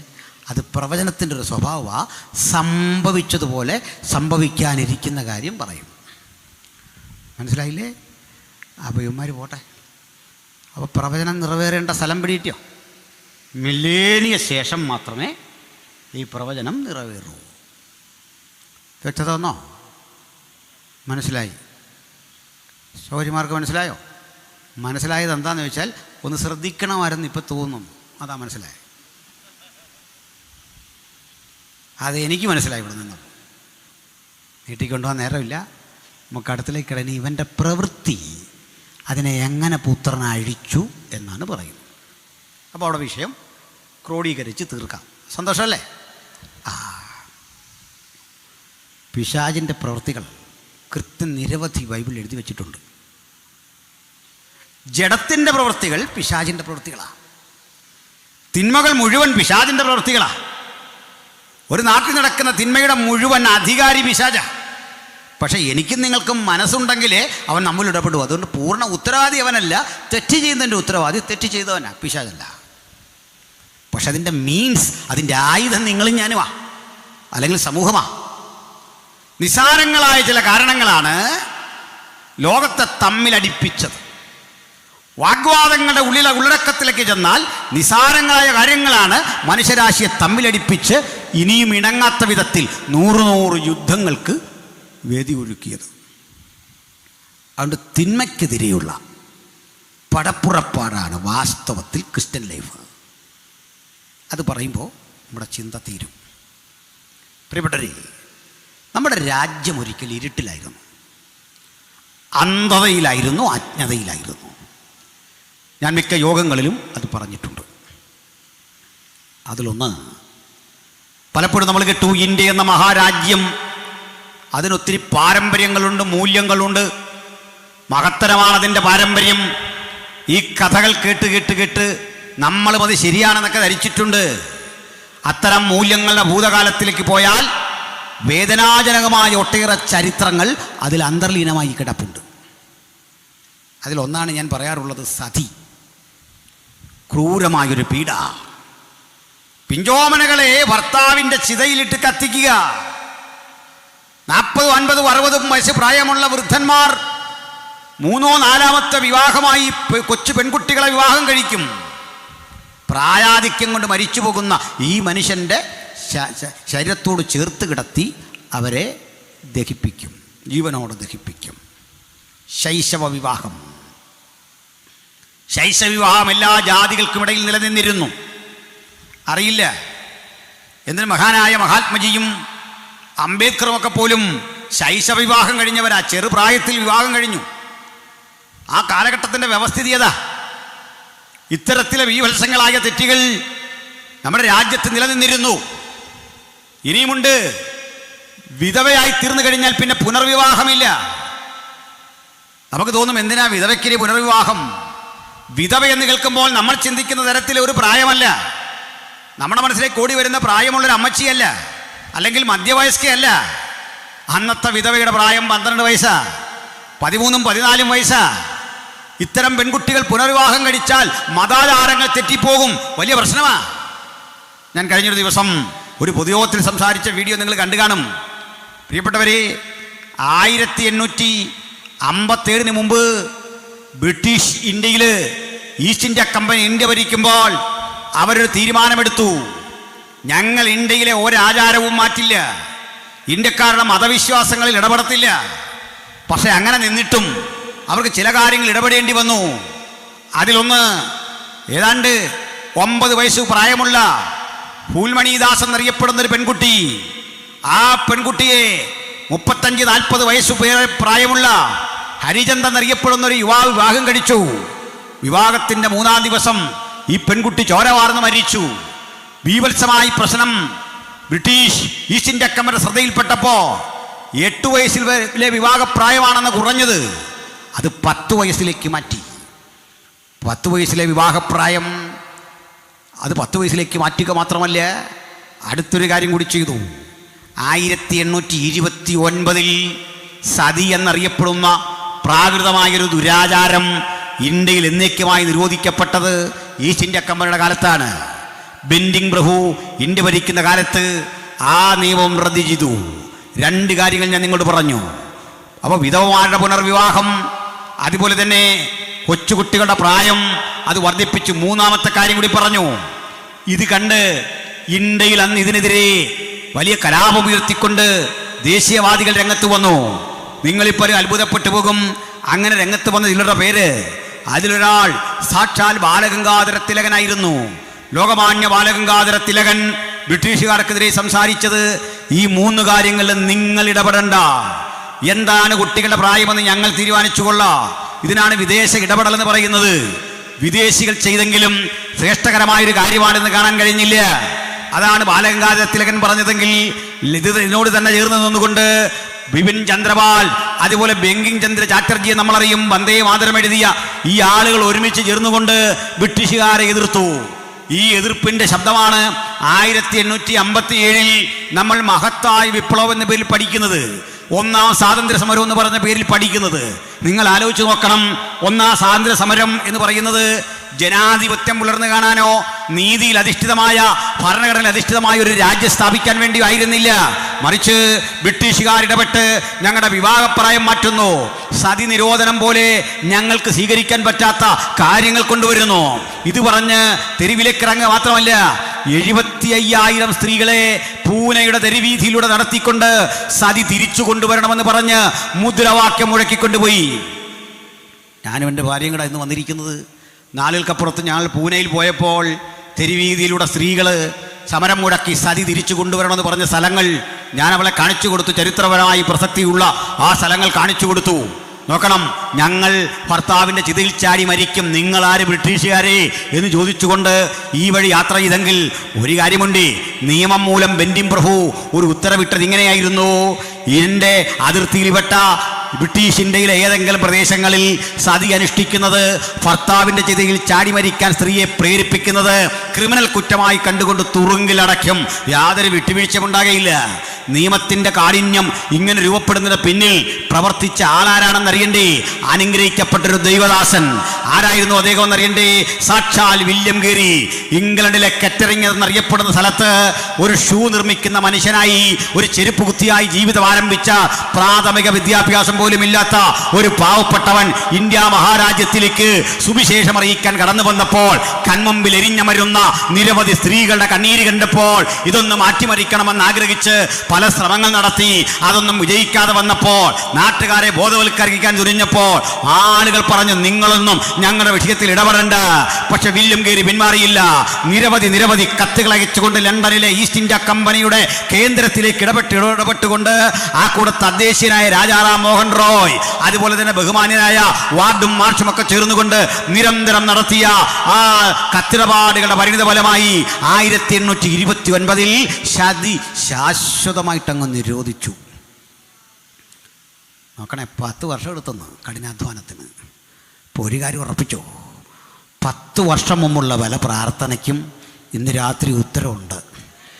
ഇന്ന് പ്രാർത്ഥിച്ചിട്ടോ 10 അല്ല 100 കൊല്ലം കഴിഞ്ഞ് അടുത്ത തലമുറയ്ക്ക് വേണ്ടത് ഉയരത്തിൽ സമ്പാദിച്ചു കൊള്ളണം. പലരും പിന്തിരിപ്പിച്ചു, വില്യം ഗേരി ഇന്ത്യയിൽ ഇത് സാധിക്കില്ല, നിങ്ങൾക്കിത് ചെയ്യാൻ സാധിക്കില്ല. വില്യം ഗേരി വിളിച്ചു പറഞ്ഞു, ദൈവത്തിങ്കൽ നിന്ന് വൻകാര്യങ്ങൾ പ്രതീക്ഷിക്കുക, ദൈവത്തിന് വേണ്ടി വലിയത് ചെയ്യുക. ദൈവത്തിന് വേണ്ടി വൻകാര്യങ്ങൾ ചെയ്യണം, ദൈവത്തിങ്കൽ നിന്ന് വലിയത് പ്രതീക്ഷിക്കണം. ചരിത്രത്തിൽ തങ്കലിപികൾ രേഖപ്പെടുത്തിയ ഈ കാര്യം എഴുതിയ മനുഷ്യനെ പ്രാഥമിക വിദ്യാഭ്യാസമില്ലാത്തൊരു പാവപ്പെട്ടവനായിരുന്നു. അദ്ദേഹം ഇന്ത്യ മഹാരാജ്യത്തിൽ ഒരു കലാലയത്തിന് തുടക്കം കുറിച്ചു. ആ കലാലയത്തിന് തുടക്കം കുറിക്കുമ്പോൾ ആളുകൾ പറഞ്ഞു, ഇംഗ്ലീഷല്ലേ ഇവിടെ പഠിപ്പിക്കുന്നത്, ഈ രാജ്യ സംസ്കൃതം ആചരിക്കുന്നത്, കടൽ കടന്നു വന്നവന്റെ ഭാഷ, അവന്റെ സംസ്കാരം, അതൊന്നും ഇവിടെ വിലപ്പോവുകയില്ല. സംസ്കൃതത്തെ അട്ടിമറിച്ചുകൊണ്ട് ഈ കലാലയമൊന്നും വിജയിക്കില്ല. പക്ഷെ കാലമേറെ കഴിഞ്ഞപ്പോൾ എന്ത് സംഭവിച്ചു? സംസ്കൃത ഭാഷയ്ക്ക് എന്ത് സംഭവിച്ചു? അത് മൃതഭാഷയായി. അതിനെന്ത് സംഭവിച്ചു എന്ന് ഞാൻ പറയാം. സമ്പ്രതി വാർത്ത സുയന്തം, ഒരു തിരി, ഇതിനപ്പുറത്തൊന്നും ഓടിയില്ല. പക്ഷെ ഇംഗ്ലീഷ് എവിടെ ചെന്ന് നിന്നു പറ? അന്ന് വിലക്ക് ഇംഗ്ലീഷ് കാലത്തെ അതിജീവിച്ചു പോവാ. ശുദ്ധ ഇംഗ്ലീഷ് ഉണ്ടല്ലേ പിള്ളേർക്ക് ഇപ്പോൾ പറക്കാൻ പറ്റും. മനസ്സിലായില്ലേ? അതിൻ്റെ കാരണം അറിയോ? ഇംഗ്ലീഷ് ഭാഷ വളർന്നത് ഈ പുസ്തകത്തിലൂടെ. ഈ പുസ്തകം ഡിസ്ട്രിബ്യൂട്ട് ചെയ്തപ്പെട്ടത് ഇംഗ്ലീഷ് ഭാഷയിലൂടെയാണ്. ഈ പുസ്തകത്തിലൂടെ ഇംഗ്ലീഷും, ഇംഗ്ലീഷിലൂടെ ഈ പുസ്തകവും ലോകത്ത് വികാസം പ്രാപിച്ചത്. മനസ്സിലായില്ലേ? പരസ്പര പൂരകമായിട്ടങ്ങ് പോവാ. അതിൻ്റെ ചരിത്രവും കാര്യമൊക്കെ ഒത്തിരി ഉണ്ടേ. അത് പറയാം. അതിലൊരു കാര്യം, ഒരു കാലത്ത് ഏറ്റവും വിലക്കുള്ള കാര്യമായിരുന്നു ഈ പുസ്തകം വായിക്കുക. പള്ളി തന്നെ അനുവദിക്കുകയില്ല ഈ പുസ്തകം വായിക്കുക. പുരോഹിതന്മാരാണ് ഇതിൽ. കാരണം നമ്മളൊക്കെ ഇത് വായിച്ചു പോയി കഴിഞ്ഞാൽ ഇയാൾ ചെയ്യുന്നത് ശരിയല്ലെന്ന് നമുക്ക് തോന്നും. അത് ചോദ്യം ചെയ്യാതിരിക്കാൻ വേണ്ടി ഈ സാധനത്തിൽ ഭംഗിയായിട്ടൊന്ന് മുത്തിവെച്ചെടുത്ത് മാറ്റി വെച്ചേക്കാൻ പറയും. അങ്ങനെയൊക്കെ ചെയ്ത് എല്ലാ വിലക്കുകളെയും ലംഘിച്ചുകൊണ്ട് കേംബ്രിഡ്ജിൽ ഒരു പ്രൊഫസറും കുട്ടികളും ഇരുന്ന് ബൈബിളിൻ്റെ പരിഭാഷയ്ക്ക് തുടക്കം കുറിച്ചു. ആ മനുഷ്യൻ്റെ പേരാ വില്യം ടിൻഡെയിൽ. ടിൻഡെയിൽ പരിഭാഷയ്ക്ക് തുടക്കം കുറിച്ച് പരിഭാഷ ശക്തിപ്പെട്ടു വന്നു. ഒടുക്കം പ്രിൻറ്റിംഗ് എല്ലാം കഴിഞ്ഞു. ബൈബിളിൻ്റെ ഗഹനമായ പഠനവും നടത്തി. സഭ പിടിച്ചു. ഭരണകൂടം കൂടാ. നേരാണോ കേട്ടത്? അതെ. നീ എഴുതിയ മുഴുവൻ പ്രതികളും കൊണ്ടുവരണം. തീ കൂട്ടിയിട്ട് അതിനകത്ത് ഇടാൻ തുടങ്ങാം. സൗമ്യനായ മനുഷ്യൻ പറഞ്ഞു, അങ്ങനെ ഞാനൊരു തെറ്റ് ചെയ്തായിട്ടൊന്നും എനിക്ക് തോന്നുന്നില്ല. അങ്ങനെയെങ്കിൽ നീ ഈ ആളിക്കത്തുന്ന തീക്കുണ്ടത്തിലേക്ക് പോകേണ്ടി വരും. ആകട്ടെ, മതമേധാവിത്വം പലതും നോക്കി അവസാനം പറഞ്ഞ്, നീ കേംബ്രിഡ്ജിലെ പ്രൊഫസറാ, കഴിവുള്ള ആളാ, ഇതിലൊന്നും ചെയ്യരുതേ. അദ്ദേഹം വഴങ്ങിയില്ല. അതുകൊണ്ട് മുദ്രാവാക്യം നമ്മളെ വിളിപ്പിക്കാൻ വരുമ്പോഴേ വഴങ്ങുന്നവരൊന്നും ഇതിനകത്തിരുന്ന് കല്ലേലിയ പറയേണ്ട ഒരു കാര്യമില്ല. ആ നാണം കെട്ട കല്ലേലിയ എന്നിവിടെ കേൾക്കേണ്ടെന്ന്. അവസാന നിമിഷം വരെ യേശുവിനോട് നിൽക്കാനുള്ള സന്നദ്ധത വേണം. ഹല്ലേലൂയ. സ്തോത്രം. ഒടുക്കം അദ്ദേഹത്തെ പിടിച്ച് എരിയുന്ന തീച്ചൂളയിലേക്ക് ഇടുക. ഇംഗ്ലണ്ടിൽ ഇന്ന് എന്നാൽ അദ്ദേഹത്തെ തീച്ചൂളയിലിട്ട ആ സ്ഥലം ഇതാ ഇങ്ങനെ ചതുരത്തി വരച്ചു വെച്ചിട്ടുണ്ട്. ഒട്ടിക്കരഞ്ഞു പോവും. ആ തീക്കുണ്ടത്തിലേക്ക് ഇറങ്ങുമ്പോൾ ടിണ്ടയിൽ പറഞ്ഞു, മതമേധാവിത്വമേ, നിങ്ങളെന്നെ ഈ തീക്കകത്തിട്ട് കത്തിച്ച് ചാമ്പലാക്കുക. പക്ഷേ ഏതാനും ദിവസങ്ങൾക്കുള്ളിൽ എന്നെ കത്തിച്ച് നശിപ്പിച്ച ചാരത്തിൽ നിന്നൊരു കഴുകൻ ചിറകടിച്ചു പറക്കും. ആ കഴുകൻ യൂറോപ്പിൻ്റെ നഭോമണ്ഡലത്തിൽ മുഴുവൻ കിടിലം കൊള്ളിച്ചുകൊണ്ട് തലങ്ങും വിലങ്ങും പറക്കും. അവൻ്റെ ചിറകടി ശബ്ദത്തെ വരിഞ്ഞു മുറുക്കാൻ കഴിയാത്ത വിധത്തിൽ അത് അതിഗഹനമായിരിക്കും. അതിൻ്റെ മുമ്പൊരു സംഭവം ഉണ്ടായി. ബൈബിളിന് ബൈബിളെന്ന് പേരിട്ടൊരു മഹാരഥനുണ്ടായിരുന്നു. 1832 ഇംഗ്ലണ്ടിലെ ജോൺ വിക്ലിഫായി പേരിട്ട വിക്ലിവിൻ്റെ കുഴിമാടം തുറന്ന് 38 വർഷം മുമ്പ് മരിച്ചുപോയ മനുഷ്യൻ്റെ കല്ലറ തുറന്നിട്ടേ അവശേഷിച്ച അസ്ഥികൂടം വാരി കത്തിച്ച് ചാമ്പലാക്കി വിട്ടു പ്രതിഷേധം കൊണ്ട്. അത്ര വെറുപ്പായിരുന്നു ഈ പുസ്തകം പരിഭാഷപ്പെടുത്തുന്നത്. പക്ഷെ ജനം ആർത്ത് പ്രാർത്ഥിച്ചപ്പോൾ രാജ്യം ഭരിക്കുന്ന ചക്രവർത്തിയുടെ മനസ്സ് ദൈവം ഉണർത്തി. രാജാവിൻ്റെ മനസ്സ്. രാജാവിന് തോന്നി ബൈബിളൊന്ന് വായിക്കണം. ഇന്ന് ഇംഗ്ലീഷിലില്ല. പണ്ഡിത ശ്രേഷ്ഠന്മാരെ വരുത്തി ഊണും കാപ്പിയും ചായയും ചപ്പാത്തിയും ശമ്പളവും കൊടുത്തു മുഴുവൻ ബൈബിളും ഇംഗ്ലീഷിലേക്ക് മൊഴിമാറ്റം ചെയ്തപ്പോൾ ചരിത്രത്തിലെ ലക്ഷണമൊത്ത ഒരു ഇംഗ്ലീഷ് ബൈബിളിന് പിറവി കൊണ്ടു. ടിൻഡലിൻ്റെ ബൈബിളൊക്കെ ഉണ്ടെങ്കിലും ആ ഭാഷയുടെ ഗാംഭീര്യത കൊണ്ട് പേടിക്കാതിരുന്ന് പരിഭാഷപ്പെടുത്താൻ രാജാവാണ് പറഞ്ഞത്. ആ പുസ്തകത്തിൻ്റെ പേര് കിങ് ജെയിംസ് വേർഷൻ. മനസ്സിലായല്ലോ? ഓതറൈസ്ഡ് കിങ് ജെയിംസ് വേർഷൻ ഉണ്ടായതാ. ഇവിടെ രാജാവ് പുസ്തകം തരുമെന്ന് പറഞ്ഞാൽ തടയാൻ പറ്റുമോ? ഇല്ല. അപ്പം നമുക്കൊന്ന് പ്രാർത്ഥിക്കാം. ചില രാജാക്കന്മാരുടെ മനസ്സുണ്ടെന്നാൽ മതി, കളിയൊക്കെ മാറും. വിശ്വാസമുണ്ടോ? പിന്നെ അതിനല്ലേ നമ്മൾ ഈ വന്നിരിക്കുന്ന. വിശ്വാസമുണ്ടോ? ക്യാൻസർ മാറ്റിയ ദൈവത്തിന്, രോഹിച്ചർ മാറ്റിയ തൈറോയ്ഡ് മാറ്റിയ ദൈവത്തിന്, ഭവനം തന്ന ദൈവത്തിന്, കാറ് തന്ന ദൈവത്തിന്, ജീവിതം തിരിച്ചെന്ന ദൈവത്തിന്, ആത്മഹത്യം തിരിച്ചുകൊണ്ടുവന്ന ദൈവത്തിന് രാജ്യത്തിലെ പ്രധാനികളെ ഹൃദയത്തെ ഉണർത്താൻ കഴിയും. ഭരണകൂടത്തിൻ്റെ വ്യവസ്ഥയ്ക്കുള്ളിലേക്ക് ഇഴമ്പി കയറാൻ സാധിക്കും. നമ്മുടെ പൗലോസിനെ പിടിച്ച് ജയിലിലിട്ട് സുവിശേഷം അറിയിക്കരുതെന്നും പറഞ്ഞു. ജയിലിലേക്ക് ഇട്ടപ്പോൾ പൗലോസ് പറഞ്ഞു, കുഴപ്പമില്ല, പോകോളാം.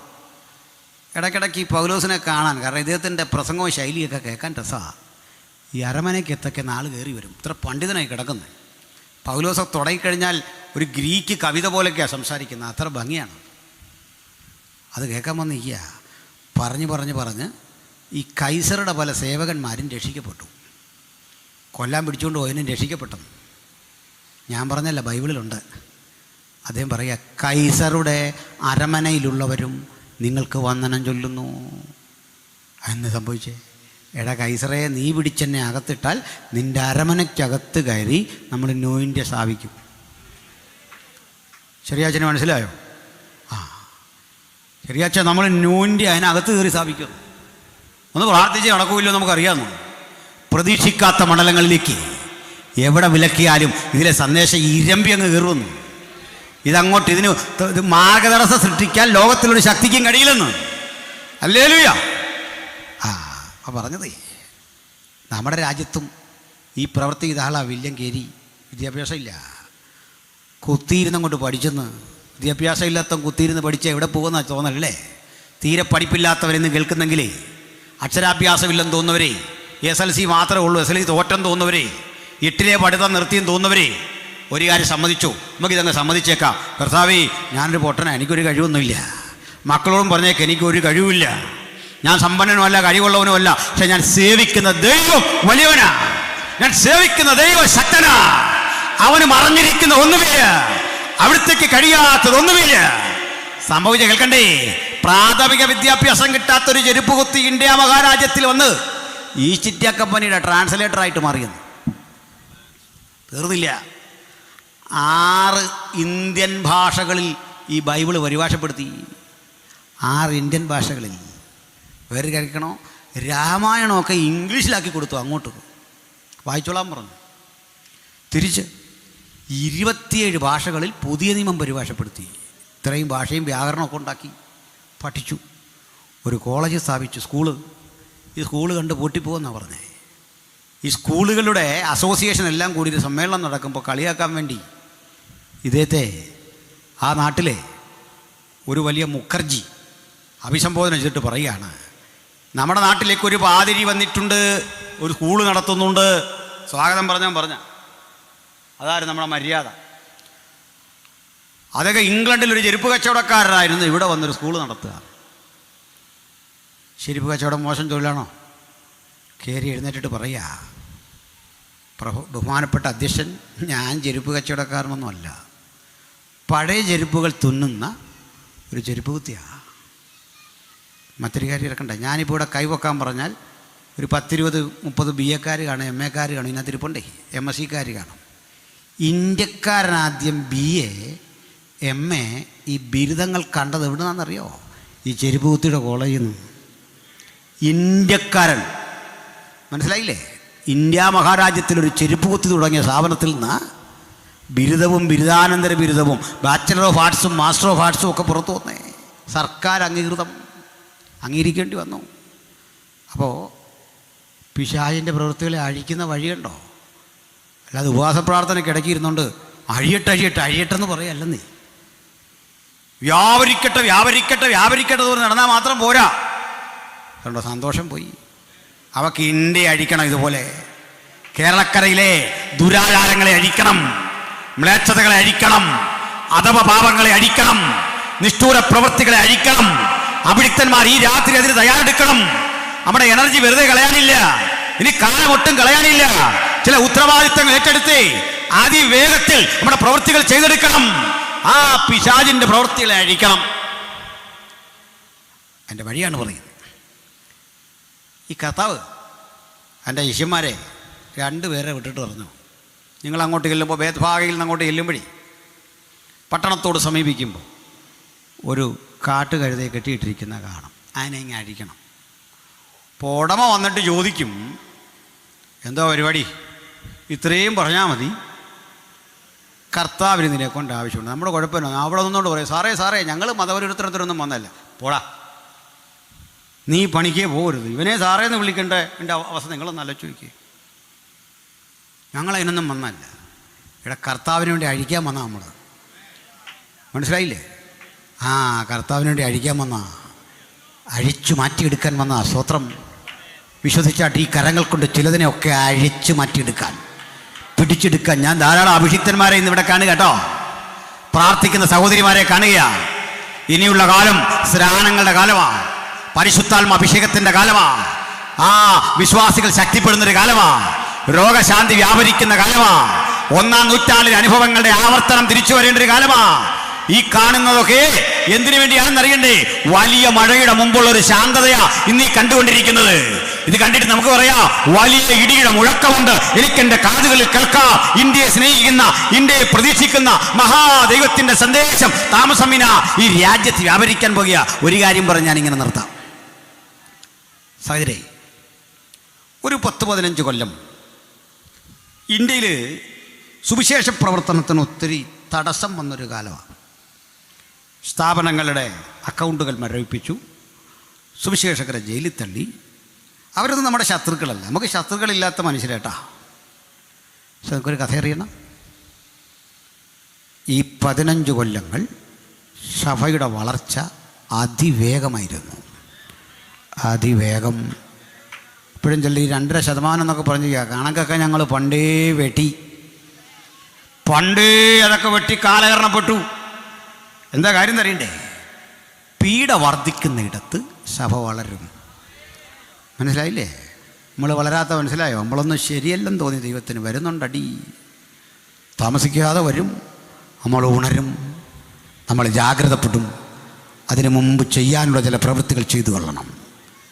2 ദിവസം തൊടുപുഴ സമ്മേളനത്തിൽ ഞാൻ ആളുകളെ പറഞ്ഞ അവസാനം ഇതിനാ, നമ്മൾ തിരിച്ചടിക്കുന്ന മാർഗമൊന്നുമല്ല, തിരിച്ച് സ്ഥാനാർത്ഥിയെ നിർത്തി തോൽപ്പിക്കുന്ന മാർഗം. നമ്മൾ നോക്കിയാൽ സ്ഥാനാർത്ഥി ജയിക്കുകയില്ല, തോക്കുകയില്ല. ആർക്കെങ്കിലും വോട്ട് ചെയ്തോണം. പണ്ടൊക്കെ ചെയ്തു വരുന്നല്ലോ, അങ്ങ് ചെയ്തോണം. വലിയ മാറ്റമൊന്നും അതിനകത്ത് ഇപ്പോഴും വന്നിട്ടില്ല. ശരിയല്ലേ?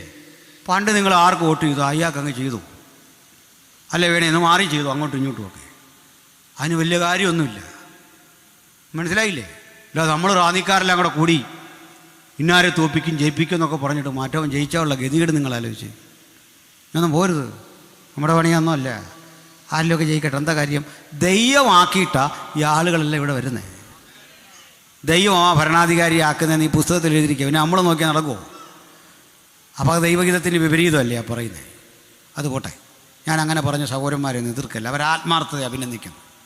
വേദിയിലൊക്കെ വാക്കുപയോഗിക്കുമ്പോൾ പാലിക്കേണ്ട മര്യാദകളുണ്ടാവുകൊണ്ട് പറഞ്ഞു. എന്നാൽ ഒന്ന് പറയാം, തീർത്തൊരു കാര്യം പറയാം. ഞാനിന്ന് നിങ്ങളെക്കൊണ്ടും ഒരു കാര്യത്തിന് വേണ്ടി ഒരു കാര്യം ജയിക്കാനാണ് പോകുന്നത്. എല്ലാവരും സമർപ്പിക്കണം. ഇന്നിവിടെ മാറി വരുന്നൊരു രാഷ്ട്രീയ കാലാവസ്ഥയിൽ ഈ പുസ്തകവുമായി നടക്കാൻ കഴിയാത്ത വിധം നിങ്ങളും ഞാനും വരിഞ്ഞു മുറുക്കപ്പെടാൻ പോകുന്നു. നിങ്ങളുടെ പ്രാർത്ഥന ശബ്ദം ടേപ്പ് ചെയ്തെടുത്ത് രാജ്യദ്രോഹികളെന്ന് കുറ്റം ചുമത്തി തുറുങ്കിലടയ്ക്കാൻ പോകുന്നു. പലതരം അപവാദങ്ങൾ നിങ്ങളുടെ പേരിൽ കൊണ്ടുവന്നിട്ട് കൊള്ളരുതാത്തവരെന്ന ജാപ്പ കുത്തിക്കൊണ്ട് നാളുകൾ ജയിലിൽ കിടക്കേണ്ട സ്ഥിതിവിശേഷം സംജാതമാകുന്നു. വടക്കേ ഇന്ത്യയിൽ ഇത് ആരംഭിച്ചെങ്കിൽ അധിക നാളൊന്നും വേണ്ട. ഈ കഠിന ശോധനയ്ക്കകത്ത് നമ്മളെ വല്ലാതെ പീഡിപ്പിക്കുന്ന ഇത്തരം ശബ്ദങ്ങൾ വന്നു കഴിയുമ്പോൾ ചുറുചുറുക്കോടെ നിൽക്കണം, ചങ്കുറപ്പോടെ നിൽക്കണം. ഞാൻ ഒരനുഭവം പലയിടത്തും പറയാറുണ്ട്, എൻ്റെ അല്ല, അതൊരുത്തൻ തെറ്റിദ്ധരിച്ച് വീഡിയോ ഒക്കെ കിട്ടും. ആളെയും കൂടെ പറഞ്ഞേക്കാം. നമ്മുടെ രാജഗോപാല പാസ്റ്ററുടെ അളിയൻ ഒരു ദിവസം എന്നെ വിളിച്ചു. ഞാൻ വലിയ പ്രതിസന്ധി കൂടെ പോകുന്ന സമയം, ഞങ്ങൾ അറിയത്തൊന്നുമില്ല. രാജഗോപാല പാസ്റ്റർ ഞാൻ നല്ല സ്നേഹിതരാണ്. അദ്ദേഹത്തിൻ്റെ മകൻ നമ്മുടെ പവർ വിഷനിലൊക്കെ ഉള്ള കർത്താവിൻ്റെ ദാസനാണ്. എന്നെ വിളിച്ചിട്ട് പറഞ്ഞു, ധൈര്യത്തോടെ നിൽക്കണം. എന്നിട്ട് ഒന്നുകൂടെ പറഞ്ഞു, കുരിശിന് കനം വർദ്ധിക്കാൻ പോവാ. അദ്ദേഹത്ത് തൂക്കിയിരിക്കുന്ന കുരിശിൻ്റെ കനം മനസ്സിലായില്ലേ? കുരിശിൻ്റെ കനം വർദ്ധിക്കാൻ പോവാ. നമ്മുടെയൊക്കെ കുരിശിൻ്റെ ഭാരം വർദ്ധിക്കാൻ പോവാ കേട്ടോ. ഭാരം ഇരട്ടിയാകാൻ പോവാ. ഇതും വഹിച്ചുകൊണ്ട് കാൽവറി വരെ പോകണം. ഈ ആലോചനയൊക്കെ പറഞ്ഞപ്പോൾ എന്തിനാന്ന് ചോദിച്ചിട്ട് പറയാ, സൗദി അറേബ്യയിൽ പോയി. ഇത് വീഡിയോയിലുണ്ടല്ലോ. സൗദി അറേബ്യയിൽ പോയിട്ട് അദ്ദേഹത്തെ പിടിച്ചു. കയ്യിൽ ബൈബിളുണ്ട്. ഈ ബൈബിള് ഇന്നത്തെ സൗദി അറേബ്യയിൽ ഇത്രയും പ്രശ്നമൊന്നുമില്ല. ഒത്തിരി ബോധമുള്ള ഭരണാധികാരികളൊക്കെ വന്നു, വിദ്യാഭ്യാസമൊക്കെ ഉള്ളവർ വന്നു. ഈ പുസ്തകം കീറി, ഓരോ പേപ്പറും കീറി മല പോലെ ഇങ്ങനെ പൊക്കിയിട്ടു. ലൈറ്റർ കൊടുത്തിട്ട് കത്തിക്കാൻ പറഞ്ഞു. നമ്മുടെ അഭിഷിക്തൻ എന്താ പറഞ്ഞെന്നറിയണ്ടേ? നോ നെവർ, സാധ്യമല്ല. ചാട്ടക്കടിക്കും. അടിച്ചു. ധിക്കാരമല്ല സാർ, തല്ലിക്കൂ, തല വെട്ടും, വെട്ടിക്കൂ, ജയിലിൽ കൊണ്ടിട്ടു. എല്ലാ ദിവസവും നടയടി. 4 അടി വീതി 4 അടി നീളം ഒക്കെയുള്ള ജയിലിനുള്ളിൽ ഇരിക്കാനും കിടക്കാനും വയ്യാത്ത ഇടത്ത് ദീർഘ ദിവസങ്ങൾ ഇട്ടു. വല്ലാത്ത ഭീകരാവസ്ഥ. ഒരു ദിവസം പൊതുമാപ്പൊക്കെ കൊടുത്ത് നാട്ടിലേക്ക് ചവിട്ടിക്കയറ്റി വിടുക എന്ന് പറയും. പക്ഷാനറിയാമല്ലേ ചവിട്ടിക്കയറ്റി വിടുക. കയറ്റി വിട്ടു. ക്രിമിനൽ സീല് പതിഞ്ഞ പാസ്പോർട്ട് കൊണ്ട് ഒരാൾക്ക് പിന്നെ യാത്ര ചെയ്യാനുള്ള പാടുകൊടുത്തി. അമേരിക്ക പോകേണ്ടി വന്നു. വിളിച്ചു. താണ്ടെ കോൺസുലേറ്റ് ചെല്ലുമ്പോൾ ക്രിമിനൽ സീലുള്ള പാസ്പോർട്ട്. അവിടെ ഇരുന്ന് സഹോദരി ചോദിച്ചു, നിങ്ങൾ എന്താ ചെയ്തേ? അവസാനം പറഞ്ഞു, ഇന്നതാ സംഭവം. ആർക്കും മനസ്സലിവ് തോന്നി. 10 വർഷം വിസ അടിച്ചു, പോക്കോളാൻ പറഞ്ഞു. അവിടെ കിടന്ന എന്നെ വിളിച്ചേ. എന്തിനാ ഈ പറഞ്ഞെന്നറിയണ്ടേ? ഇത് തെളിവാ പറഞ്ഞതേ. ഈ പീഡയുടെ മുമ്പിൽ തല കുനിച്ച് കൊടുത്തിരുന്നെങ്കിലോ എനിക്കിന്ന് സാക്ഷി പറയാൻ പറ്റുമോ? തല ഉയർത്താൻ പറ്റുമോ? നമ്മുടെ കർത്താവായ യേശുക്രിസ്തു മുഖാന്തരം ജയം തരുന്ന ദൈവത്തിന് സ്തോത്രം. പ്രിയപ്പെട്ട ദൈവത്തിന് മഹത്വം അർപ്പിക്കാൻ പറയുമ്പോൾ അതുണ്ട്. ഇതാ മഹത്വം. നമ്മൾ ഈ കൈപൊക്കി മഹത്വം പറയുന്നതിൽ വലുതാ ജീവിതം കൊണ്ടുള്ള ഈ മഹത്വം. മനസ്സിലായോ? പാട്ട് പാടുന്ന കുഞ്ഞുങ്ങളെ നമ്മളിവിടെ പറയാം, നമുക്കിങ്ങനെ വെച്ച് ആരാധിക്കാം. വണ്ടിയുടെ വൈപ്പറാടുന്ന പോലെ കുറേ നേരം കൈവച്ചാട്ടം നല്ലതാ. പക്ഷെ മഹത്വം എന്താണെന്നറിയണ്ടേ? ഇത്തരം ഇടങ്ങളിൽ കിടന്ന് ശത്രു വരുമ്പോൾ പറയണം, സ്നേഹിത നിന്നെ സ്നേഹിക്കുന്നു, സാറേ നിന്നെ ബഹുമാനിക്കുന്നു, നിന്റെ വിശ്വാസത്തെ ബഹുമാനിക്കുന്നു, നിന്റെ മുമ്പിൽ നമിക്കുന്നു. പക്ഷേ ആരാധന സംബന്ധിയായി ഒരുവൻ്റെ മുമ്പിൽ ഞങ്ങൾ തലകുനിക്കില്ല. അവസാന നിമിഷം വരെ ഞങ്ങൾ യേശുവിൻ്റെ ദാസന്മാരായിരിക്കും. മരണം വരെ നിന്നെ സ്തുതിക്കും. അങ്ങ് മാത്രം രക്ഷകനെന്ന് ഉലകത്തോട് പറയും. ആ ധൈര്യം ഇന്ന് രാത്രിയുടെ പകരട്ടെ. ആ ധൈര്യം നമ്മുടെ ജീവിതത്തിലേക്ക് വരട്ടെ. ഒറ്റ മനുഷ്യനെ ഈ ശത്രുവായി കാണുന്നതല്ല ക്രിസ്തീയ വിശ്വാസം. നമുക്ക് പോരാട്ടമുള്ളത് ജഡരക്തങ്ങളോടല്ല, വാഴ്ചകളോടും അധികാരങ്ങളോടും സ്വർലോകങ്ങളിലെ ദുഷ്ടാത്മസേനകളോടും. പക്ഷെ ഒന്നുറപ്പിച്ചു പോ, വേണ്ടി വന്നാൽ യേശുവിന് വേണ്ടി ത്യാഗം സഹിച്ച് പട്ടിണി കിടന്ന് ഞെരുങ്ങി ബുദ്ധിമുട്ടി ജയിലിൽ കിടക്കേണ്ടി വന്നാലും പീഡിപ്പിക്കപ്പെടേണ്ടി വന്നാലും, on behalf of cross, if it is on behalf of cross, I am willing to dedicate unto your Lord. നിനക്ക് വേണ്ടി സമർപ്പിക്കാൻ ഞാൻ അടുത്തു വരുന്നു. ഒരളവ് കൂടി കരി പറയട്ടെ, അവസരം വന്നാൽ നിനക്ക് വേണ്ടി മരിക്കാനും അടിയനടിയനെ ഏൽപ്പിക്കുന്നു. സ്വന്തമായി എനിക്കതിനുള്ള കഴിവില്ല, സ്വന്തമായി എനിക്ക് ധൈര്യമില്ല.